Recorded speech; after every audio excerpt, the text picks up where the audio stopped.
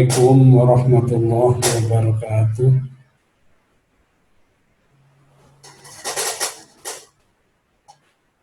Bismillahirrahmanirrahim. Alhamdulillahirabbil alamin. Allahumma shalli ala sayyidina Muhammad wa ala alihi wa ashabihi wa man tabi'a millatahu ila yaumiddin, amma ba'd. Bapak-bapak peserta diklat jarak jauh karya tulis ilmiah penghulu yang dirahmati Allah, seluruh panitia, Bapak Ibu yang berbahagia, alhamdulillah Allah masih memberikan kesempatan kepada kita untuk melanjutkan aktivitas yang sudah kita programkan. Dan hari ini topik utama yang kita bicarakan adalah tentang sistematika karya tulis ilmiah penghulu. Sebelum kita masuk ke dalam sistematika, dari 40 peserta DJJ yang sudah memasukkan tugas karakteristik karya tulis ilmiah penghulu, itu ada 24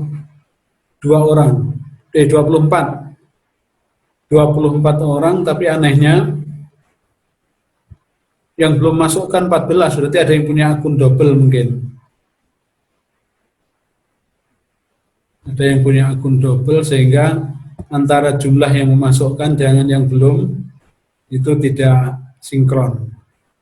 Karena itu mungkin nanti perlu Bapak-bapak bisa melihat kembali siapa yang, ada yang belum, bahkan ada yang belum masukkan, mungkin lebih dari, kalau yang masukkan 18 harusnya yang masukkan 28, yang masukkan berarti yang belum 12, tapi ini yang belum 14. Tapi ada juga yang belum masukkan di situ sama sekali. Jadi tolong nanti disinkronkan, dan saya sudah melihat rata-rata sudah sesuai dengan yang kita inginkan, walaupun sebagian besar belum.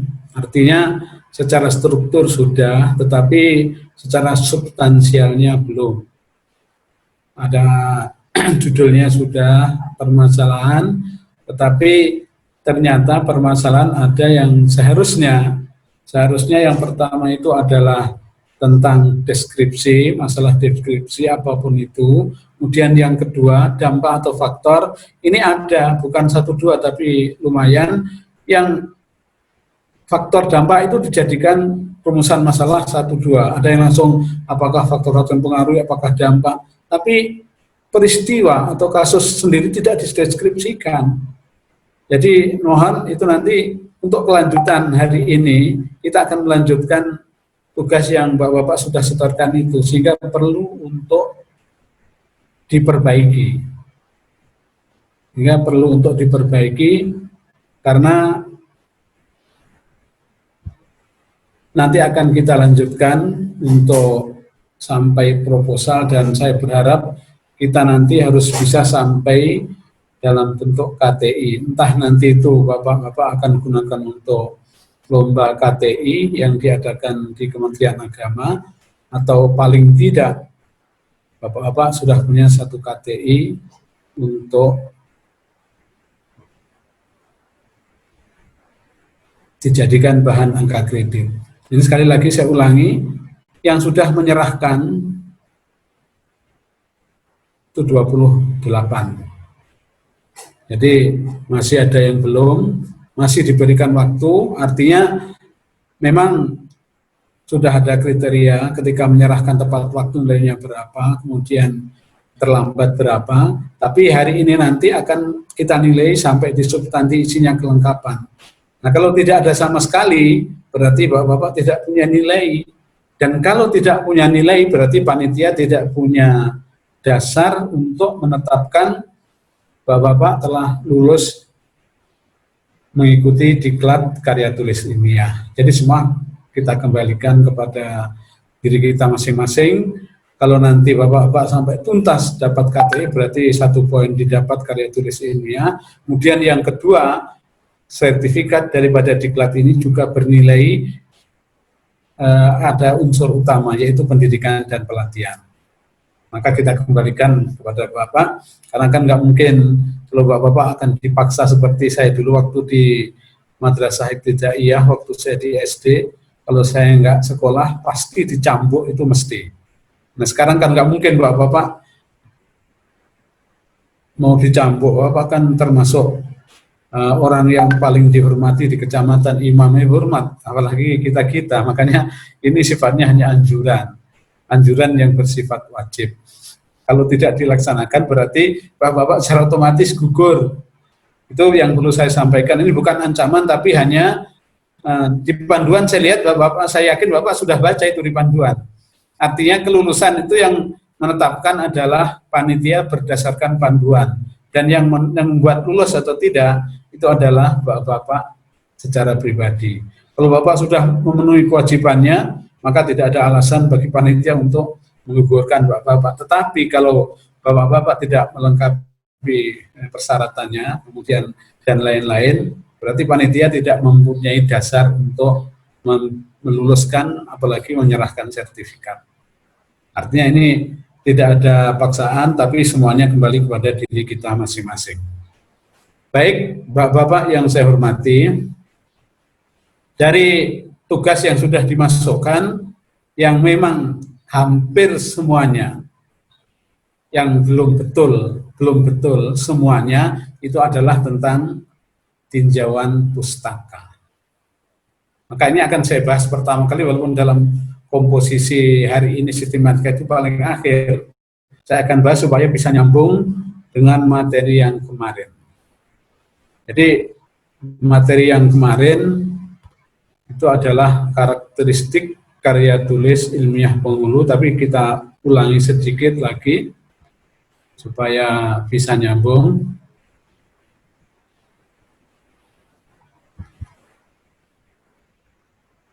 Ya baik, ini saya ulangi dari sini. Dari sini kemarin secara singkat, jadi kemarin kenapa saya sampaikan tidak usah dipertanyakan apa ini tiga, nanti Bapak akan langsung bisa melihat di sini. Yaitu pertama, Bapak-Bapak sudah punya judul dengan permasalahan. Jadi permasalahan itu tiga ini punya fungsi masing-masing. Yang pertama itu deskriptif, itu kita untuk menjabarkan, menguraikan. Jadi kalau Bapak mengangkat masalah, misalnya masalah kawin di bawah bantal, itu di bawah tangan, bukan di bawah bantal. Jadi kawin di bawah tangan, maka deskripsinya itu adalah bagaimana yang masyarakat lakukan di situ. Peristiwa perkawinan di bawah tangan yang sering dilakukan oleh masyarakat, itu digambarkan di situ. Maka itu adalah bagaimana rumusan masalah ini, bagaimana praktik perkawinan di bawah bantal yang dilakukan oleh masyarakat di kecamatan A atau desa mana, yang penting itu bisa mewakili. Kalau desa itu biasanya nanti di pesisir dengan di ibu kota kecamatan sudah beda, maka harus ada, bisa kalau Bapak sebutkan kecamatan, nggak bisa hanya mengambil satu desa. Desa di pinggir yang paling jauh, yang terpencil, pasti beda dengan di desa kecamatan. Jadi kalau kecamatan nanti bisa ambil desa terjauh, terdekat dengan yang tengah-tengah. Boleh sampelnya begitu. Itu harus ada gambarannya. Kemudian yang kedua, faktor atau dampak. Yang akan kita utamakan apa? Kalau kita berkaitan dengan pencegahan, mungkin kita bisa arahkan ke faktor apa yang menyebabkan. Tapi kalau kaitannya kita misalnya dengan penanggulangannya, berarti dampaknya itu nanti kita sebutkan. Kita ambil salah satu. Bagaimana faktor atau bagaimana dampak dari perkawinan di bawah bantal.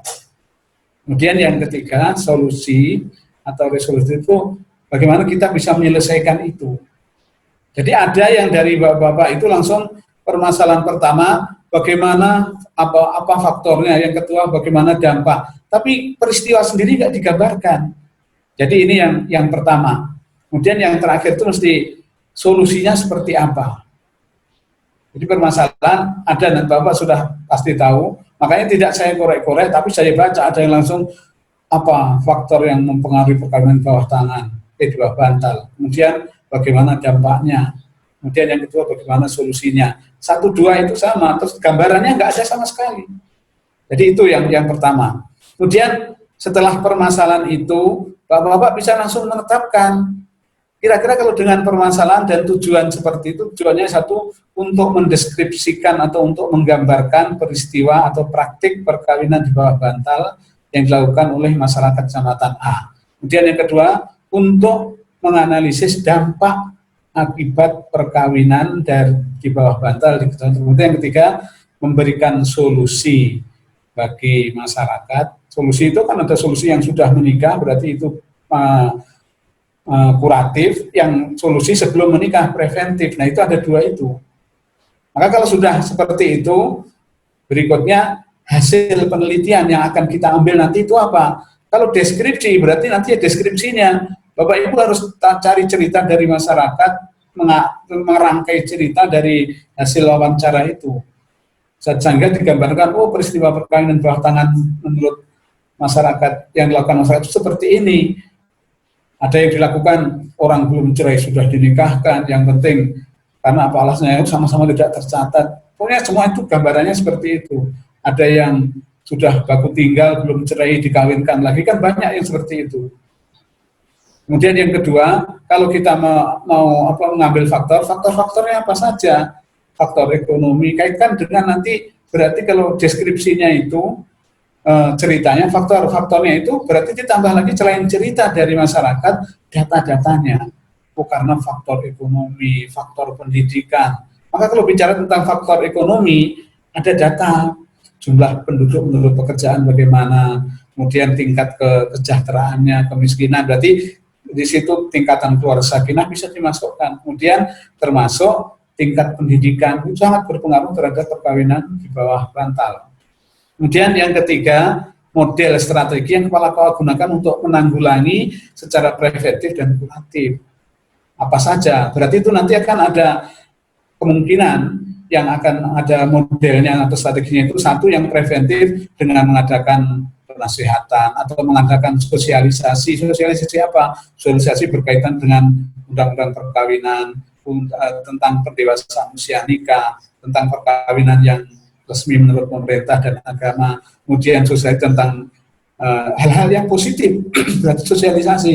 Tapi kalau yang sudah kuratif, mengobati, maka beda, nanti solusinya apa? Ketika mereka datang, Pak saya sudah nikah, tolong catat. Solusinya ya ditolak, suruh ke pengadilan. Kalau sudah pengadilan tetapkan, kita itu solusinya. Nah, kalau sudah tahu ini yang akan kita gali, maka kita langsung, kenapa saya tulis metode? Metode itu beda dengan metodologi. Kalau metodologi nanti bicara tentang pendekatan yuridis formal, yuridis sosiologinya ada. Tapi kalau metode itu metode untuk menggali data. Kalau untuk deskripsi berarti wawancara. Faktornya wawancara, tetapi ditambah dengan observasi. Jadi dua-dua itu observasi dengan wawancara. Kemudian kalau perlu nanti bagaimana strategi modelnya itu, ada forum group discussion. Jadi itu sudah jelas, itu cara menggali data yang 4 itu, hasil yang diharapkan itu dengan cara ini, metode ini. Tapi kalau nanti metodologinya, itu bukan hanya ini, ada pendekatannya, cara metodologi dalam pengambilan sampelnya, berarti populasinya adalah 1 kecamatan dengan sampel 3 desa, dan dengan jumlah, kalau kita menggunakan kualitatif, berarti dengan jumlah informan sekian orang yang terdiri dari pemuka agama, pemuka masyarakat, pasangan yang menikah, orang tua, dan lain sebagainya. Jadi itu nanti metodenya seperti itu, ada populasinya, kemudian cara mengambil sampelnya dengan ada random sampling, ada purposive sampling. Kalau random itu kita acak, pokoknya orang 1 kecamatan kita kopiak, kita keluarkan. Tapi ada yang purposive sampling itu disengaja, dibikin klasifikasi, oh kita akan mengambil 3 desa, itu sudah disengaja. Dari 3 desa nanti kita ambil, ada pembantu PPN-nya, walaupun di yang pembantu PPN itu adanya hanya di tipologi D1, D2. Kalau yang tipologi ABC tidak ada pembantu PPN. Paling tidak pembantu PPN di tipologi ABC nanti bisa kita masukkan kepada Pak Imam yang biasa mengantar calon pengantin itu. Kemudian itu namanya purposive sampling, sudah ditentukan, kita tetapkan cara mengambil sampelnya nanti. Nah, kalau sudah tahu 3 ini, jadi tujuan 1, gambaran.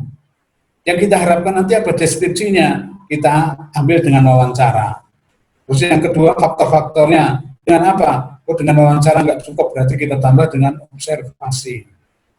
Gitu. Sampai di sini dulu, supaya nanti kalau Bapak melaksanakan tugas yang kedua, yang nyambung dengan sistematika, tidak mengalami kebingungan lagi, ya. Saya berikan kesempatan yang masih ingin menanyakan supaya nggak bingung, silakan. Tapi dibatasi hanya ini, bukan bertanya yang lain. Silakan, Pak. Dari Hayun, Pak. Ada Pak Hayun, silakan. Assalamualaikum warahmatullahi wabarakatuh. Waalaikumsalam. Waalaikumsalam. Waalaikumsalam wabarakatuh. Kecil Pak Hayun punya suara, saya dekat lagi dengan speaker. Tugas ya, yang besar Pak Hayun suaranya. Halo ya, ini sudah besar Pak. Ya. Tugas saya masukkan judulnya tentang praktek nikah siri di KUA Kecamatan Banawa Tengah begitu. Oh, berarti nikah di bawah bantal Pak, sama Pak? Iya, di bawah meja boleh juga Pak. Iya, iya. Nah, itu kemudian saya membuat rumusan masalah berdasarkan paparan Pak Haji tentang tujuan itu. Berarti yang saya pahami berarti 3 rumusan masalah. Iya. Nah, yang pertama sifatnya deskriptif, sehingga rumusan masalah yang saya buat adalah bagaimanakah praktek. Ya. Sudah betul. Yang kedua Pak. Yang kedua, yang pertama betul. Nah, saya agak confused sedikit, agak bingung ketika menentukan masalah yang kedua, karena bicara faktor secara umum kita pasti kalau bukan faktor penyebab atau berarti dampak dari pernikahan siri itu. Nah, kemudian saya memutuskan untuk merumuskan masalah kedua, bagaimanakah penyebab dari terjadinya praktek nikah siri di KUA Kecamatan Banawa Tengah, begitu. Nah, saya mohon penjelasan di situ. Pilihan kita, karena menurut saya kalau harus dua-dua itu akan sangat luas nanti pembahasannya. Kalau kita bicara faktor kemudian bicara dampak juga, begitu ya. Gitu. Saya hanya fokus kepada penyebabnya. Kemudian dari penyebab itu, dari mengetahui penyebab, kemudian masuk ke rumusan masalah ketiga, yaitu bagaimanakah solusi untuk mencegah terjadinya praktek nikah siri di KUA Kecamatan Banawa. Oke, betul Pak. Tanggapannya Pak. Ya. Jadi yang kedua, faktor atau dampak yang akan kita munculkan nanti adalah yang kita munculkan dalam ketika kita mengambil bagaimana faktor atau bagaimana dampaknya, berarti nanti dalam hipotesis termasuk kesimpulannya yang muncul itu. Tetapi ketika kita mengambil faktor Pak, secara implisit nanti dampaknya juga kita akan sampaikan di dalam. Tapi yang kita munculkan di hipotesis atau argumen atau kesimpulan sementara nanti, ya sesuai dengan itu. Kalau kita faktornya, maka faktor yang kita perkirakan menyebabkan kawin di bawah bantal atau siri itu apa saja ini. Tetapi secara tidak langsung dampaknya nanti kita ikutkan, berarti nggak banyak Pak. Dampaknya itu tidak banyak, hanya inti-intinya saja. Tapi kalau yang kita masukkan di rumusan masalah dampak, faktornya tetap masuk sedikit, tetapi dampaknya yang muncul yang besar. Yang kita bahas kan fokusnya di dampak. Maka di kesimpulan nanti kan Bapak uraikan lebih adalah dampaknya. Tapi kalau Bapak ngambil faktornya, ya faktornya sudah betul itu Pak. Artinya ketika Bapak membicarakan faktor, dampaknya pasti Bapak akan tanyakan kepada masyarakat, terus dampaknya seperti apa. Tapi karena Bapak nggak membahas fokusnya bukan dampak, Bapak akan fokusnya lebih faktor, maka yang lebih kita banyak gali nanti faktornya. Adapun dampak kan pasti, kalau begini nanti akibatnya seperti apa. Tapi kan itu nanti hanya kita ungkapkan secara sepintas, tetapi tetap akan muncul Pak. Bukan kita langsung tiadakan sama sekali. Ada, tapi tidak sebesar yang kita fokuskan. Atau begitu, kalau Pak, ya boleh tambahan sedikit Pak Haji. Boleh Pak. Ya. Atau kalau misalnya rumusan masalah yang kedua itu sekaligus kita ingin jadikan masalah di situ faktor penyebab dan dampak, apakah memungkinkan seperti itu? Tergantung Pak, tergantung dari tujuan KTI kita nanti penulisannya, bukan tujuan ini. Maksud Bapak membuat KTI itu apa? Kalau KTI-nya nanti misalnya dalam lingkup kecil, misalnya lomba KTI di Kemenak itu kan ada batasan minimal 25. Dua-dua kalau dimasukkan itu lebih bagus karena memenuhi apa yang bagian inti, isi atau pokok itu juga nggak gampang. Maka kalau kita masukkan 2 pokok itu lebih bagus. Nggak masalah, Pak. Artinya ini apa? Minimalis ini, Pak. Ini minimalis, yang minimalis. Kalau Bapak mau tambah apa faktornya, terus kemudian apa dampaknya juga nggak apa-apa. Apa faktornya, kemudian bagaimana dampaknya menjadi 4 permasalahan juga nggak apa-apa.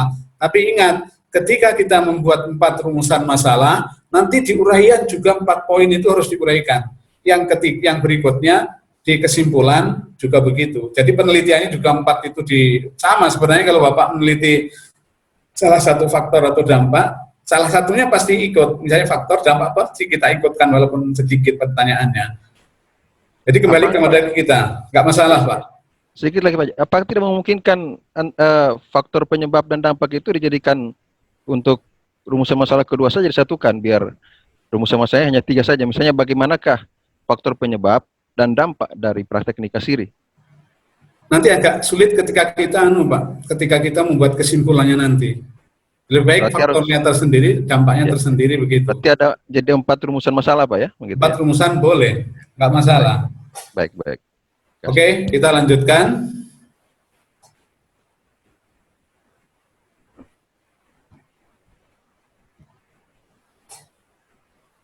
Kemudian kalau kita sudah clear di sini, maka berikutnya adalah, nah, saya kembalikan ke sini. Kita tadi yang saya ambil contoh nikah kawin di bawah bantal, Pak, ya.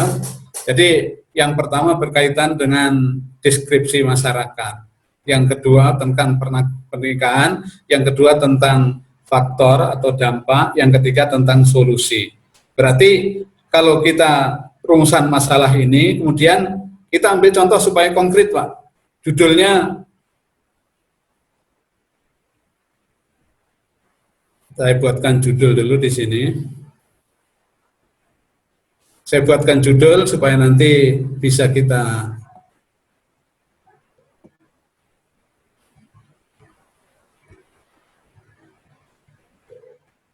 jadi ada yang langsung perkawinan di bawah bantal pada masyarakat kecamatan di bawah. Contoh ini, ada yang mungkin persepsi masyarakat Muslim terhadap perkawinan di bawah bantal di kecamatan mana. Jadi judul nanti itu berpengaruh. Jadi sekarang ketika kita akan menguraikan atau akan menggali data tadi, yang pertama tentang tentang bagaimana praktik perkawinan di bawah bantal yang dilakukan oleh masyarakat kecamatan A.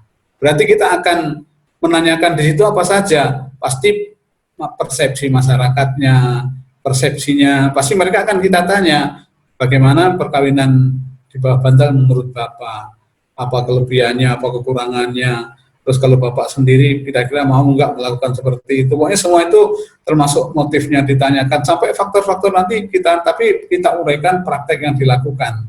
Maka ketika kita akan membuat studi pustaka, jadi ketika akan membuat studi pustaka, ini bukan buku yang akan kita baca, tetapi kita sudah akan bicara tentang konsep teori. Jadi membangun teori yang nanti adalah bagian terakhir dari sistematika, tapi saya balik di muka, kita akan membangun teori, atau kalau dalam karya tulis ilmiah ada yang mengatakan kerangka teoretis atau tinjauan teoretis, ada tinjauan pustaka. Namanya itu sesuai dengan yang mengeluarkan panduan itu. Kalau yang saya lihat di KTI untuk penghulu, ini judul yang kerangka yang dikeluarkan adalah kajian teoretis. Jadi ada kajian teori atau kerangka teori, ada kerangka teoretis, ada kajian teoretis. Nah itu semuanya adalah teori sebenarnya, teori yang harus kita bangun untuk membahas penelitian yang kita angkat itu. Jadi karena di sini kita membahas mengangkat tentang praktek yang dilakukan oleh masyarakat, maka salah satu yang kita akan masukkan nanti pasti bagaimana persepsi masyarakat praktek itu, salah satunya persepsi. Maka yang harus kita angkat nanti teori-teori yang berkaitan dengan itu.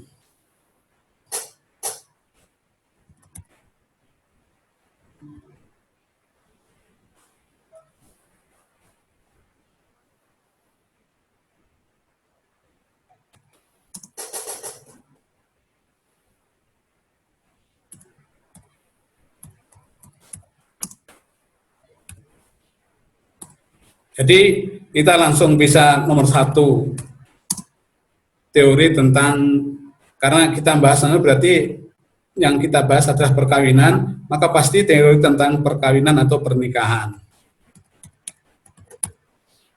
Nah, sudah pernikahan itu bisa mulai dari pengertian nikah, syarat rukun nikah, nanti pengertian nikah juga menurut pengertian nikah nanti bisa kita pengertian nikah intinya ada yang A menurut hukum Islam, kemudian yang B menurut undang-undang. Itu paling enggak persyaratan nikah, pengertian nikah menurut hukum Islam, menurut undang-undang, KHI. KHI itu masuk undang-undang atau menurut hukum Islam, Bapak-Bapak? Menurut Bapak-Bapak. KHI itu masuk di kelompok mana di sini? Menurut hukum Islam atau undang-undang KHI? Ya? Undang-undang. KHI itu fikih, Pak. Hukum. KHI itu masuk kategori hukum Islam, iya. Karena kalau dia masuk undang-undang, dia ada pasal-pasal, ada memang undang-undang apa fikih, tapi yang disusun menyesuaikan dengan komposisi undang-undang. Tapi isinya itu pendapat ulama. Dan kalau kenapa dibuat seperti itu supaya sinkron dengan undang-undang perkawinan. Tapi intinya KHI itu kalau di dalam pembahasan dia masuk hukum Islam, bukan menurut undang-undang. Jadi teori-teori yang kita angkat adalah teori tentang pernikahan menurut hukum Islam, menurut undang-undang. Kemudian apalagi yang kita angkat berkaitan dengan nikah siri, berarti nanti kalau sahnya perkawinan itu menurut hukum Islam seperti menurut undang-undang, tapi itu masuk semuanya perkawinan. Kemudian yang kedua, kalau di dalam apa kita nanti menggali data tentang praktek itu, yang ada lagi tentang motivasinya. Berarti Bapak harus masukkan juga di sini tentang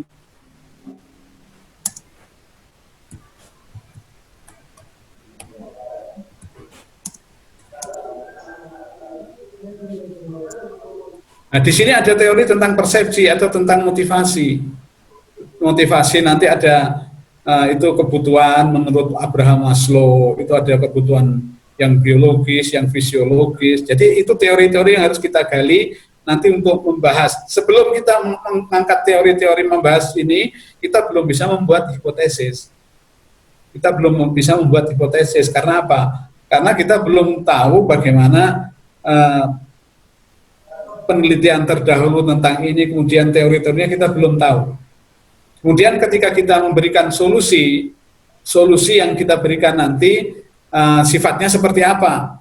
Kalau solusi yang kita ada yang mengangkat contohnya bimbingan penasihatan pranikah, itu kan masuk kategori konsultasi atau bimbingan. Berarti kita juga harus angkat teori ini nanti di itu bimbingan konsultasi. Nah ini yang saya maksudkan atau yang dimasukkan dalam KTI, studi pustaka itu membahas tentang ini Bapak-Bapak. Membahas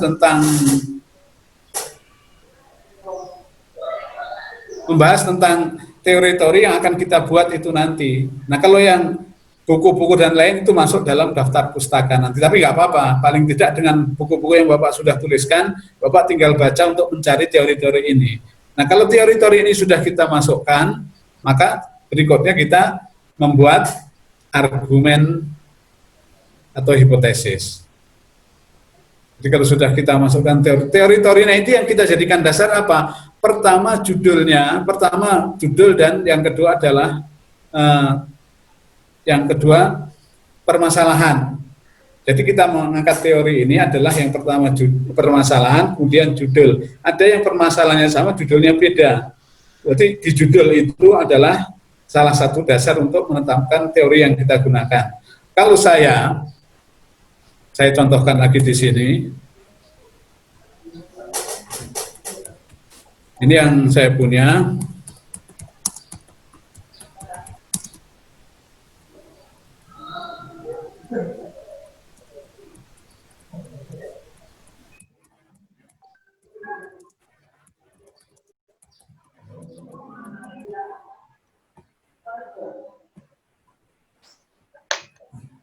nilai-nilai maslahat dalam kewarisan adat Pulau Mongondo. Maka yang akan saya bahas, yang saya angkat di sini pertama adalah tentang teori tentang maslahat, tentang nilai yang pertama. Nilai, kemudian yang kedua tentang adat kewarisan. Yang ketiga tentang, yang nilai ini termasuk di dalamnya adalah nilai-nilai maslahat.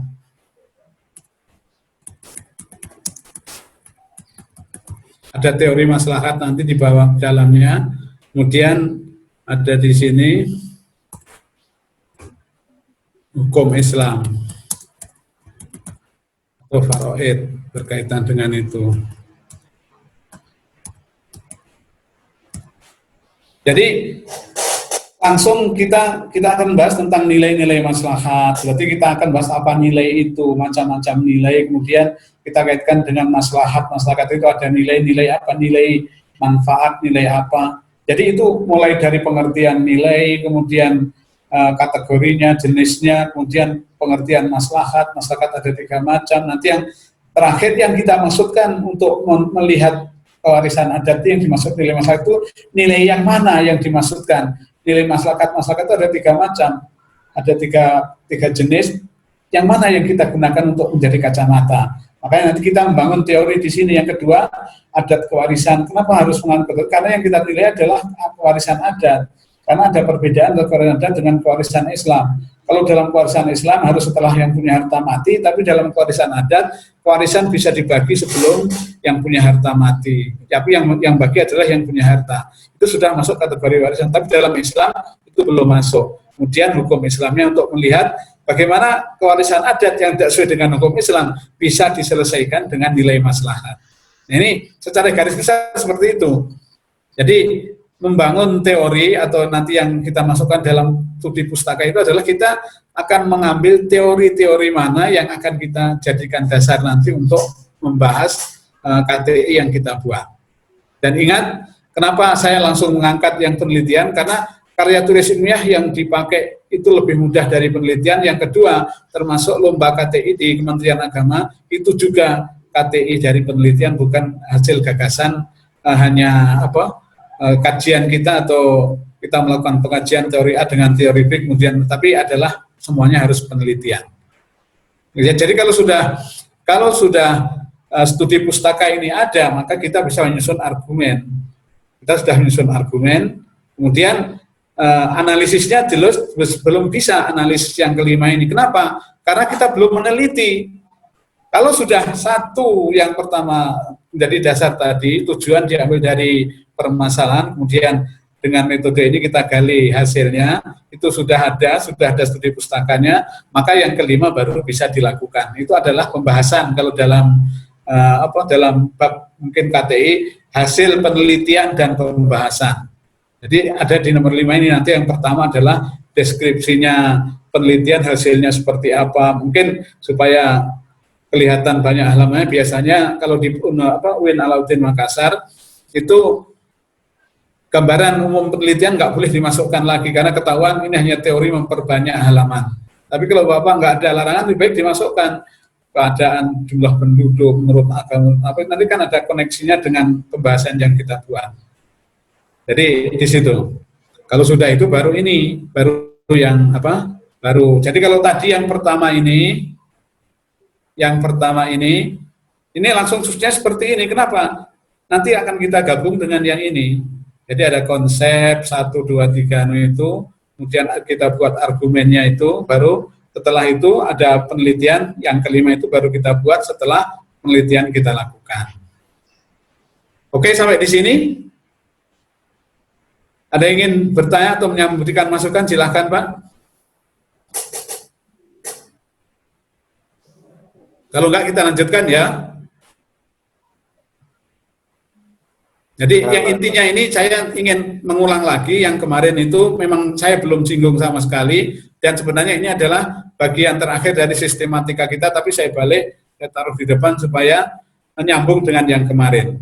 Jadi studi pustaka yang dimaksud ini adalah kita membangun teori, nanti dalam KTI itu apa namanya, tergantung kita membuat KTI untuk apa.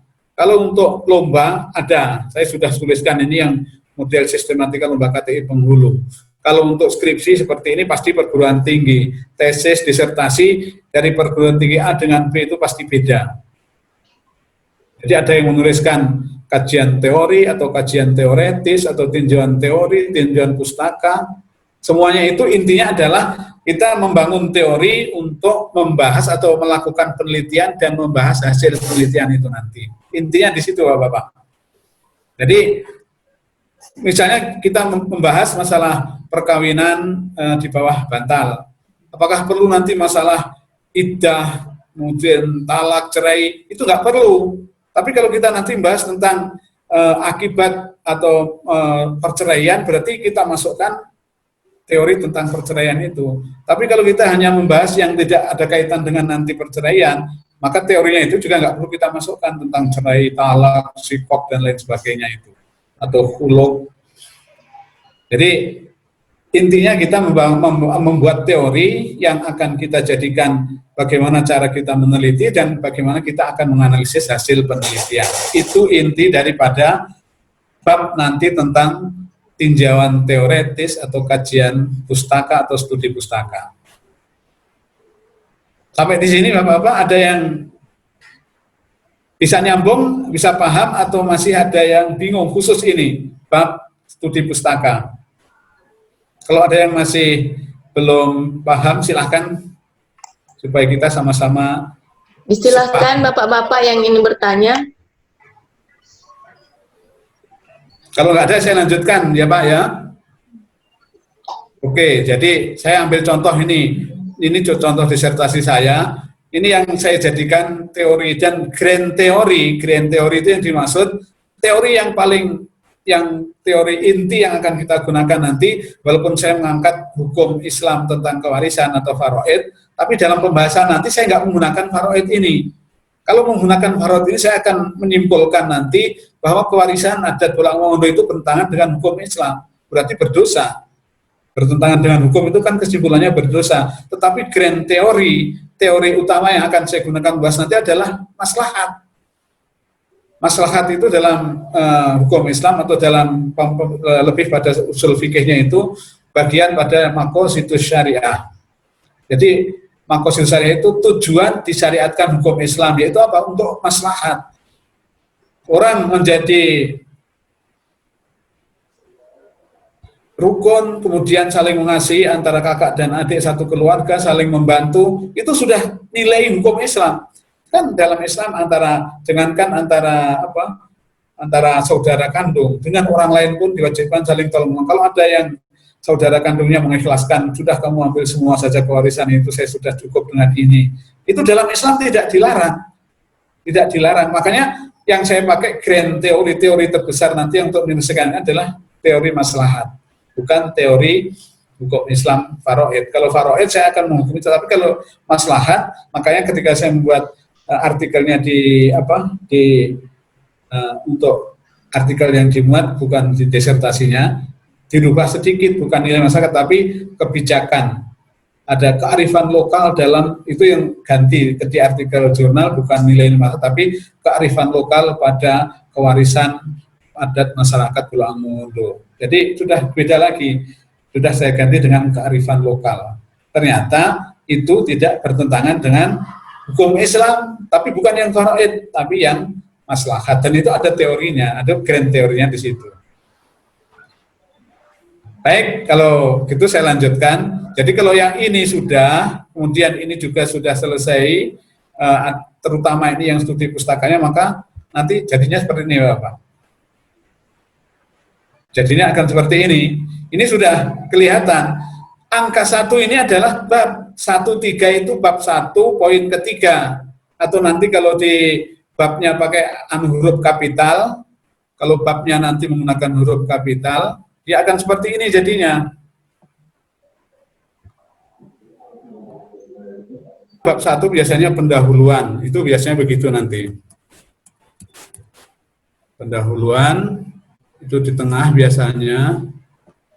Nanti dalam penerapannya dalam kita membuat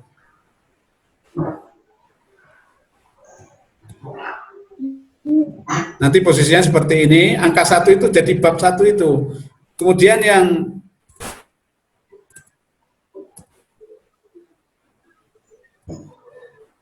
yang 1 itu adalah bab, 3 itu berarti biasanya kita tulis dengan huruf C. Tujuan penelitian. Nah, jadi kalau nanti kita sudah urutannya ini sudah ketahuan. Judul permasalahan sudah Bapak punya, yang di sini yang kita bahas mulai tujuan, berarti tujuannya. Ini C, tujuan. Kemudian yang bab kedua mana? Studi pustaka. Itu bab kedua.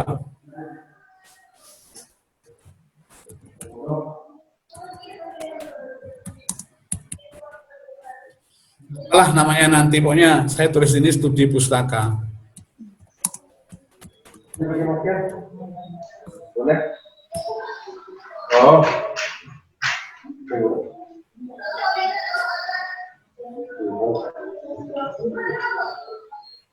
Berarti studi pustaka, nanti yang A itu berarti sama dengan di sini,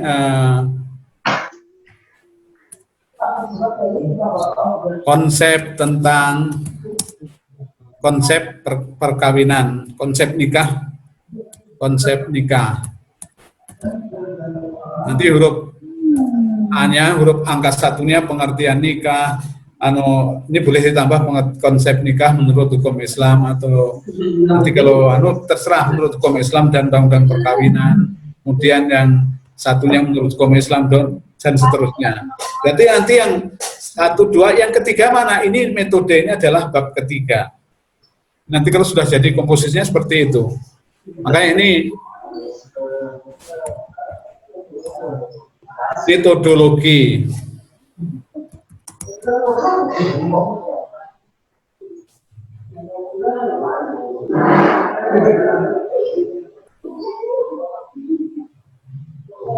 Metodologi nanti ada di sini jenis penelitian yang pertama.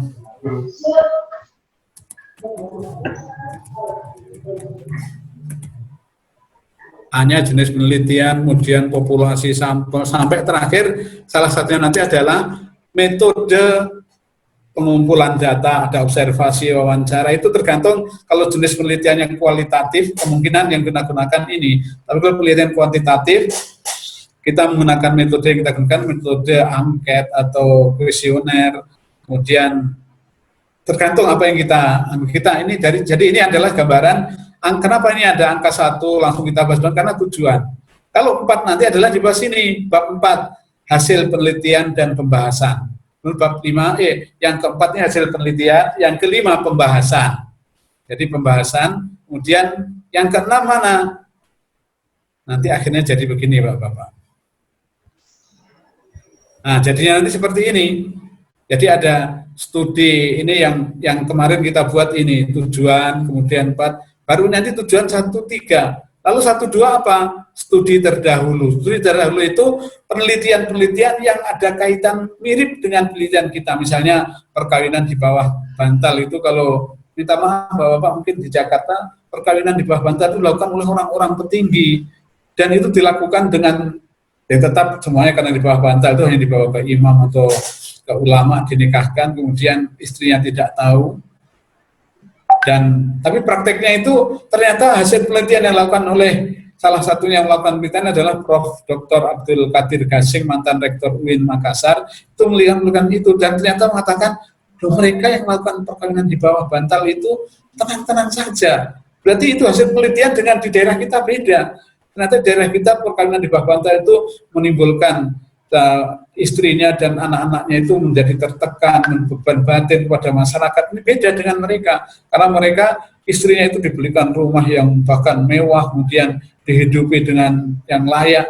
Mereka merasa nyaman dengan perkawinan itu. Ini hasil yang terdahulu harus kita padukan sebagai bandingan penelitian yang sama yang kita lakukan. Kenapa? Penelitian kita nanti itu bisa menguatkan penelitian terdahulu yang sama, bisa yang dulu mengatakan ternyata baik, kita mengatakan ternyata perkawinan di bawah bantal itu tidak baik karena ini. Nah, hasil penelitian beda dengan terdahulu.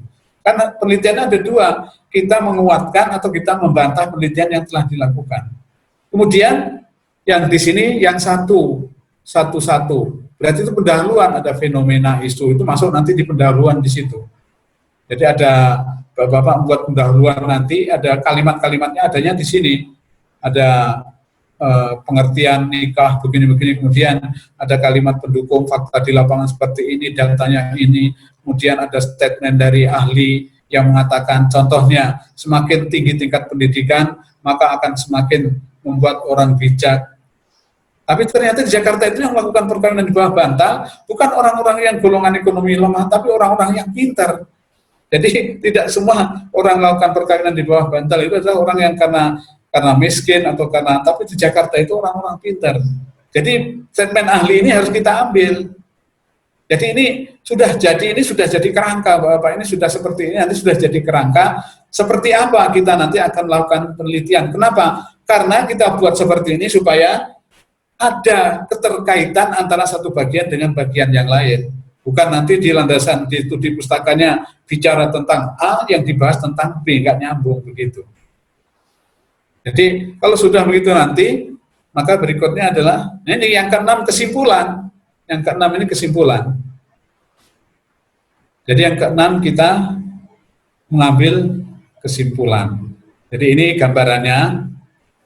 Jadi kalau ini yang praktik perkawinan di bawah bantal dicari dengan observasi, mapping, wawancara, kemudian faktor dampaknya itu juga dengan wawancara, hasilnya seperti itu. Kemudian nanti konsep satu akan melahirkan argumen atau hipotesis pertama. Konsep satu akan melahirkan analisis terhadap masalah pertama. Jadi nyambung begini, Pak. Konsep pertama akan menghasilkan hipotesis nomor satu, hipotesis sesuai dengan tujuan penelitian atau permasalahan. Kemudian dari studi pustaka yang pertama, konsep atau teorinya dipakai menganalisis hasil penelitian yang pertama tentang deskripsi bagaimana praktek yang dilakukan masyarakat. Yang kedua, argumen teori kedua, kita membuat hipotesis yang kedua, terus kita jadikan untuk menganalisis hasil penelitian tentang faktor-faktor. Hasilnya nanti di pembahasan kedua. Kemudian konsep ketiga melahirkan hipotesis ketiga, kita gunakan untuk menganalisis hasil penelitian tentang model strategi bagaimana memberikan solusi terhadap permasalahan yang ada. Hasilnya adalah dalam pembahasan yang kelima. Sehingga nanti hasil penelitian yang keempat itu murni yang kita dapat dari lapangan. Tidak perlu kita mengambil lagi pendapat ulama, pendapat ahli dimasukkan di bab 4, nggak perlu. Karena apa? Itu sudah ada semua di bab 2. Baru nanti kalau di bab 5, dari hasil penelitian masyarakat mengatakan seperti ini tentang tentang perkawinan di bawah bantal.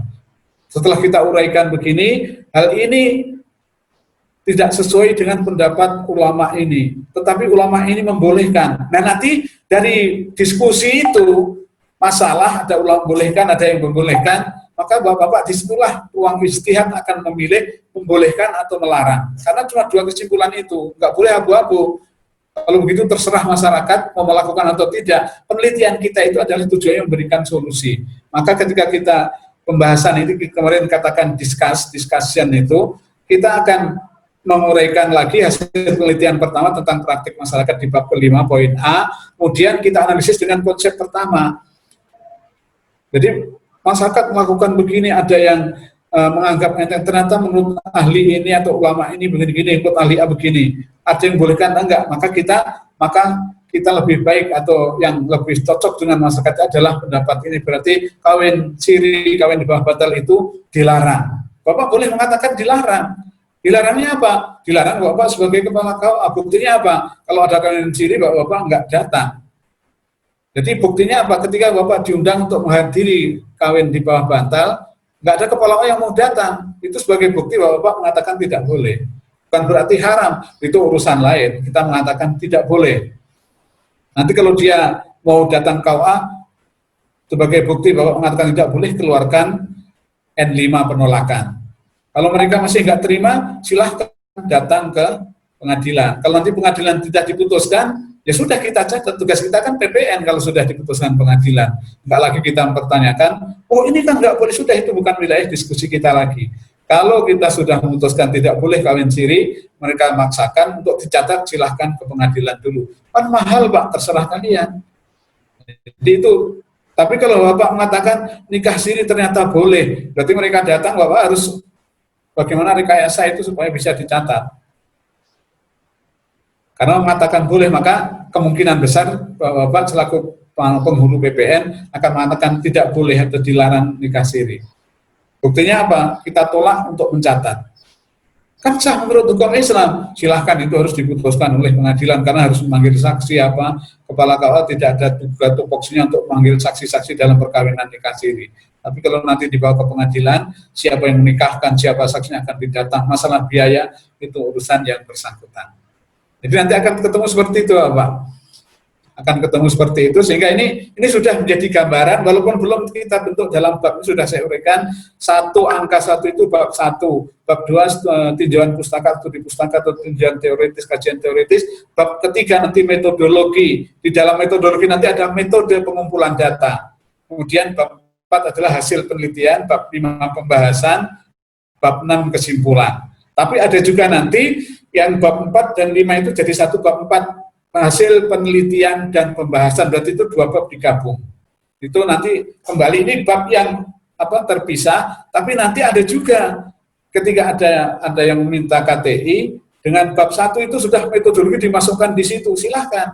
Tapi dalam menyusun prosesnya seperti ini.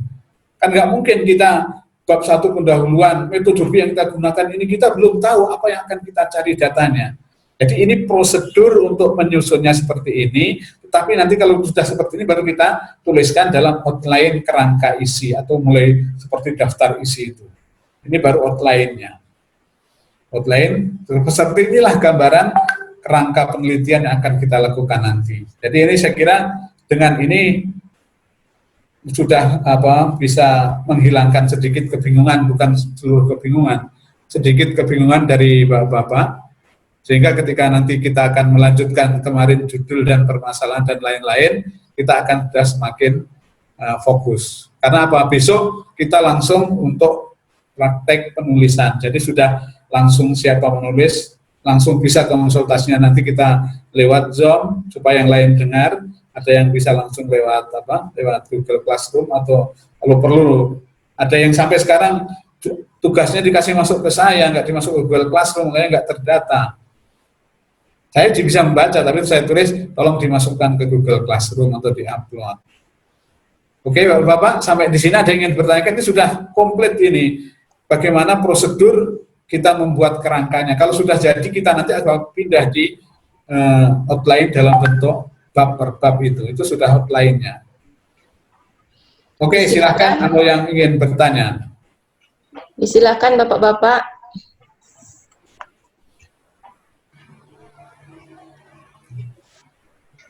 Kalau tidak ada, berarti kita lanjutkan, Pak.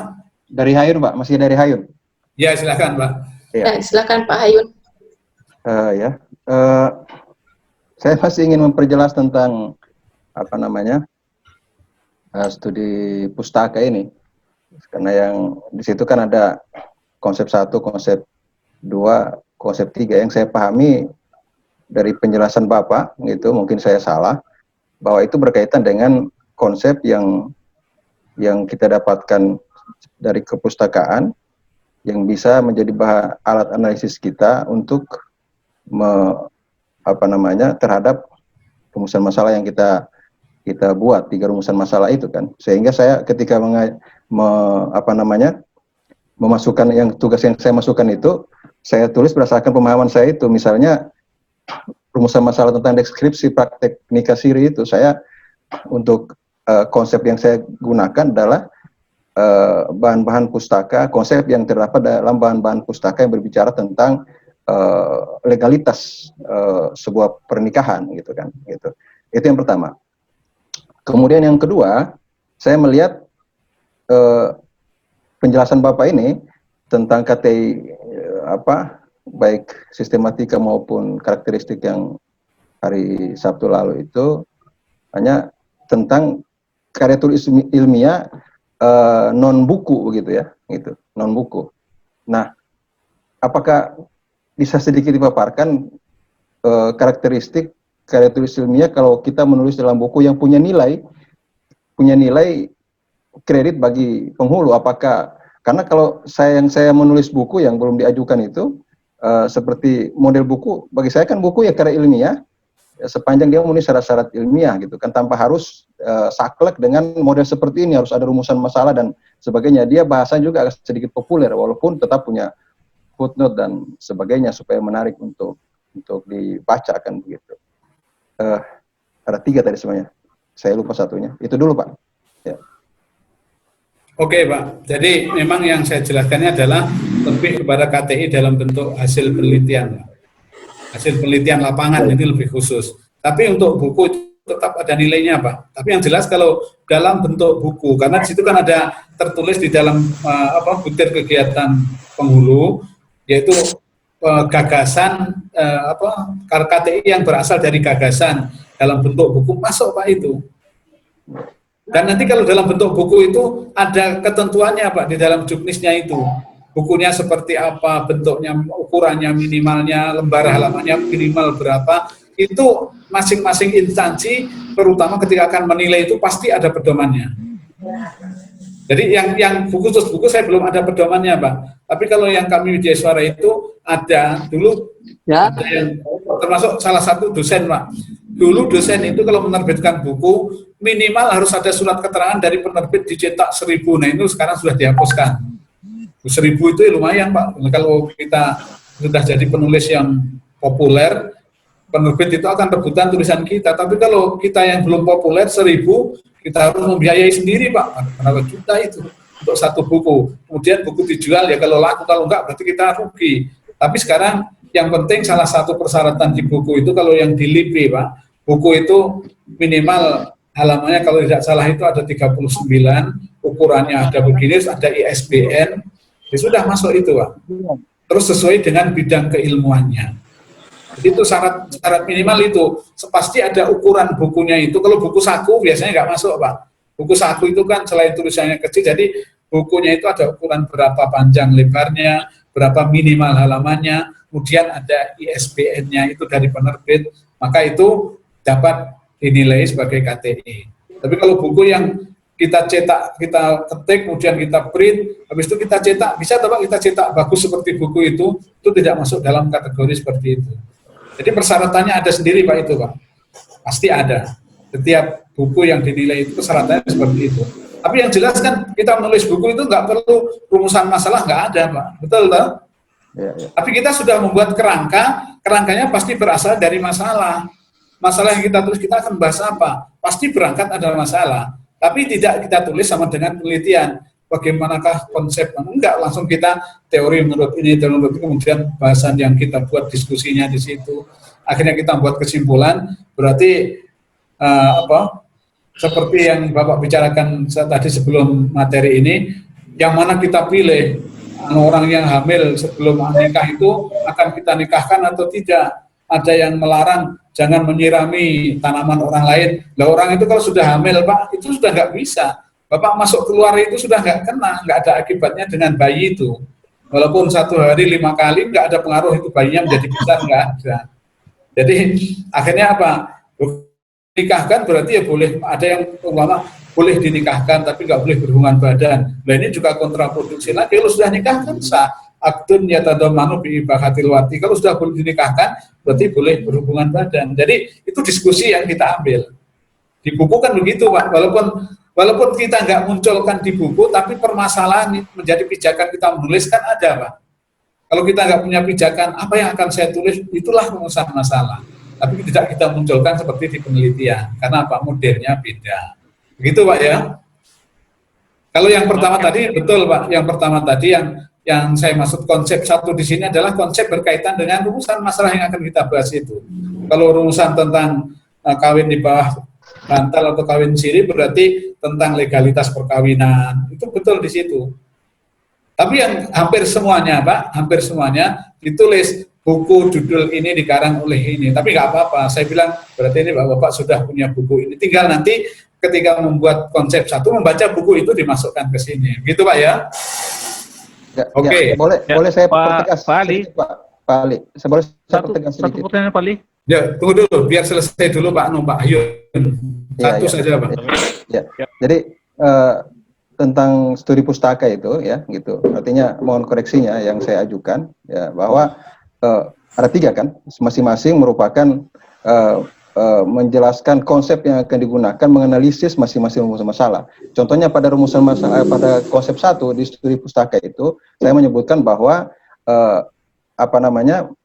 menggunakan analisis tentang legalitas perkawinan dalam hukum Indonesia dengan contoh buku ada 2 saya masukkan di situ ya, buku tentang hukum perkawinan Indonesia karya Dr. Hairun Nasution. Apakah seperti itu Pak modelnya? Kalau yang buku yang Bapak punya nanti itu masuk di itu Pak. Ini yang studi terdahulu itu Pak. Oh, iya. Studi terdahulu itu berkaitan dengan perkawinan di bawah bantal itu. Menurut profesor ini hasilnya seperti ini kesimpulannya. Menurut yang kedua, menurut profesor atau Bapak ahli ini nikah siri itu seperti ini. Maka nanti Bapak itu ketika membuat pendahuluan salah satunya Bapak ingin contohnya begini Pak. Ketika kita membuat pendahuluan tentang remaja yang mengkonsumsi narkoba. Jadi ada kalimat yang begini misalnya berkaitan selama ini penelitian tentang remaja dalam penyalahgunaan narkoba seperti yang lebih banyak menempatkan remaja sebagai pelaku. Jadi penelitian selama ini dalam remaja dan penyalahgunaan narkoba menempatkan remaja itu sebagai pelaku, sebagaimana yang diteliti oleh profesor ini. Dengan penelitian ini isi secara singkat penelitiannya seperti apa. Yang kedua ini, tetapi penelitian yang saya lakukan lebih menempatkan remaja sebagai korban. Nah beda tuh Pak ya. Jadi ada penelitian yang dahulu sudah dilakukan dalam masalah yang sama, fokusnya adalah remaja sebagai pelaku. Tapi penelitian yang dilakukan kali ini menempatkan remaja sebagai korban daripada penyalahgunaan narkoba. Nah, maka orang melihat, oh beda ini. Walaupun sama-sama ternyata beda. Yang pertama, penelitian yang sudah dilakukan ternyata pelaku remaja itu lebih sebagai pelaku penyalahgunaan narkoba. Berarti lebih menjustifikasi remaja itu sebagai penjahat. Gitu Pak. Nah kemudian kita meneliti, di kampung saya itu anaknya baik-baik, tapi karena dibohongi, karena dibujuk, akhirnya jadi pengguna narkoba, berarti sebagai korban. Nah perlakuan terhadap penjahat, pengedar dengan korban kan sudah beda Pak. Itu hanya contoh Pak Ali, maaf gitu. Ya. Mungkin saya atau mungkin sebagian teman terkecoh dengan istilah pustakanya ya. Pustaka kan karena kita buku kepustakaan begitu. Nah, kalau daftar pustaka beda. Bukan, maksudnya kan studi pustaka, Pak, ya kan? Ya. Istilahnya studi pustaka. Saya mungkin agak terkecoh dengan istilah pustakanya. Kebayangan kita kalau pustaka itu berarti kepustakaan, buku dan sebagainya menjadi rujukan kita. Ya, dan nggak salah Pak. Kemarin kan kita memang belum bahas juga. Jadi memang istilahnya kalau belum dibahas kemudian betul itu luar biasa, tapi kalau belum dibahas kemudian salah itu biasa Pak. Ya. Jadi nggak ada masalah Pak. Artinya intinya gini Pak, berarti di studi pustaka itu kita memaparkan konsep yang menjadi konsep tentang itu Pak. Tanpa perlu menyebutkan judul pustakanya, judul bukunya begitu Pak. Ya? Tapi kan ada kutipannya Pak. Tapi kan ada kutipannya. Misalnya kita mengambil pendapat si A. Nanti kutipannya kalau footnote berarti judul nama pengarang, judul buku, kemudian tempat terbit, penerbit, tempat terbit, tahun. Nah itu ada, tapi bukan menyebutkan satu buku ini terus judulnya ini, nomor 2 ini, tapi sudah sampai ada halamannya. Beda toh? Atau boleh Pak, saya sebut istilah studi pustaka yang maksudnya sama dengan kerangka teoritis ya. Nah itu Pak, makanya tadi kan saya bilang nanti KTI yang akan kita buat itu sesuai dengan di mana yang menugaskan kita membuat itu. Kalau yang menugaskan di lomba KTI yang Kementerian Agama untuk penghulu itu, Pak. Ya. Itu bunyinya kajian teoretis, Pak. Ya. Jadi kalau yang di Kementerian Agama, dan makanya yang saya ambil untuk sistematika ini nanti adalah ngambil dari lomba itu. Jadi ada kajian teoretis. Jadi kajian teoretis, tapi ada juga yang kajian pustaka. Makanya kalau yang di babnya ini saya membangun teori. Nanti namanya kajian pustaka atau kajian teoretis atau kerangka teoretis. Yang penting dari sini nanti terakhir itu berakhir dengan apa? Kerangka berpikir, Pak. Biasanya begitu, Pak ya. Oke, tadi silakan Pak, satu Pak, tadi Pak siapa? Pak Dianto. Ya, silakan Pak. Makasih Pak Adi. Ada Pak? Tadi sempat Pak Ari sebutkan singgung soal penelitian kualitatif. Ya, mau ingin tanya apa perbedaannya antara penelitian kualitatif dengan kuantitatif? Karena terus terang saja saya ya sudah sekitar 20 tahun. Baru Bapak kemarin nggak sempat ikut ya Pak? Ikut kemarin cuman mungkin karena sinyal putus-putus di sini di Banggai Kepulauan. Kebetulan ini agak bagus Pak. Ini agak bagus.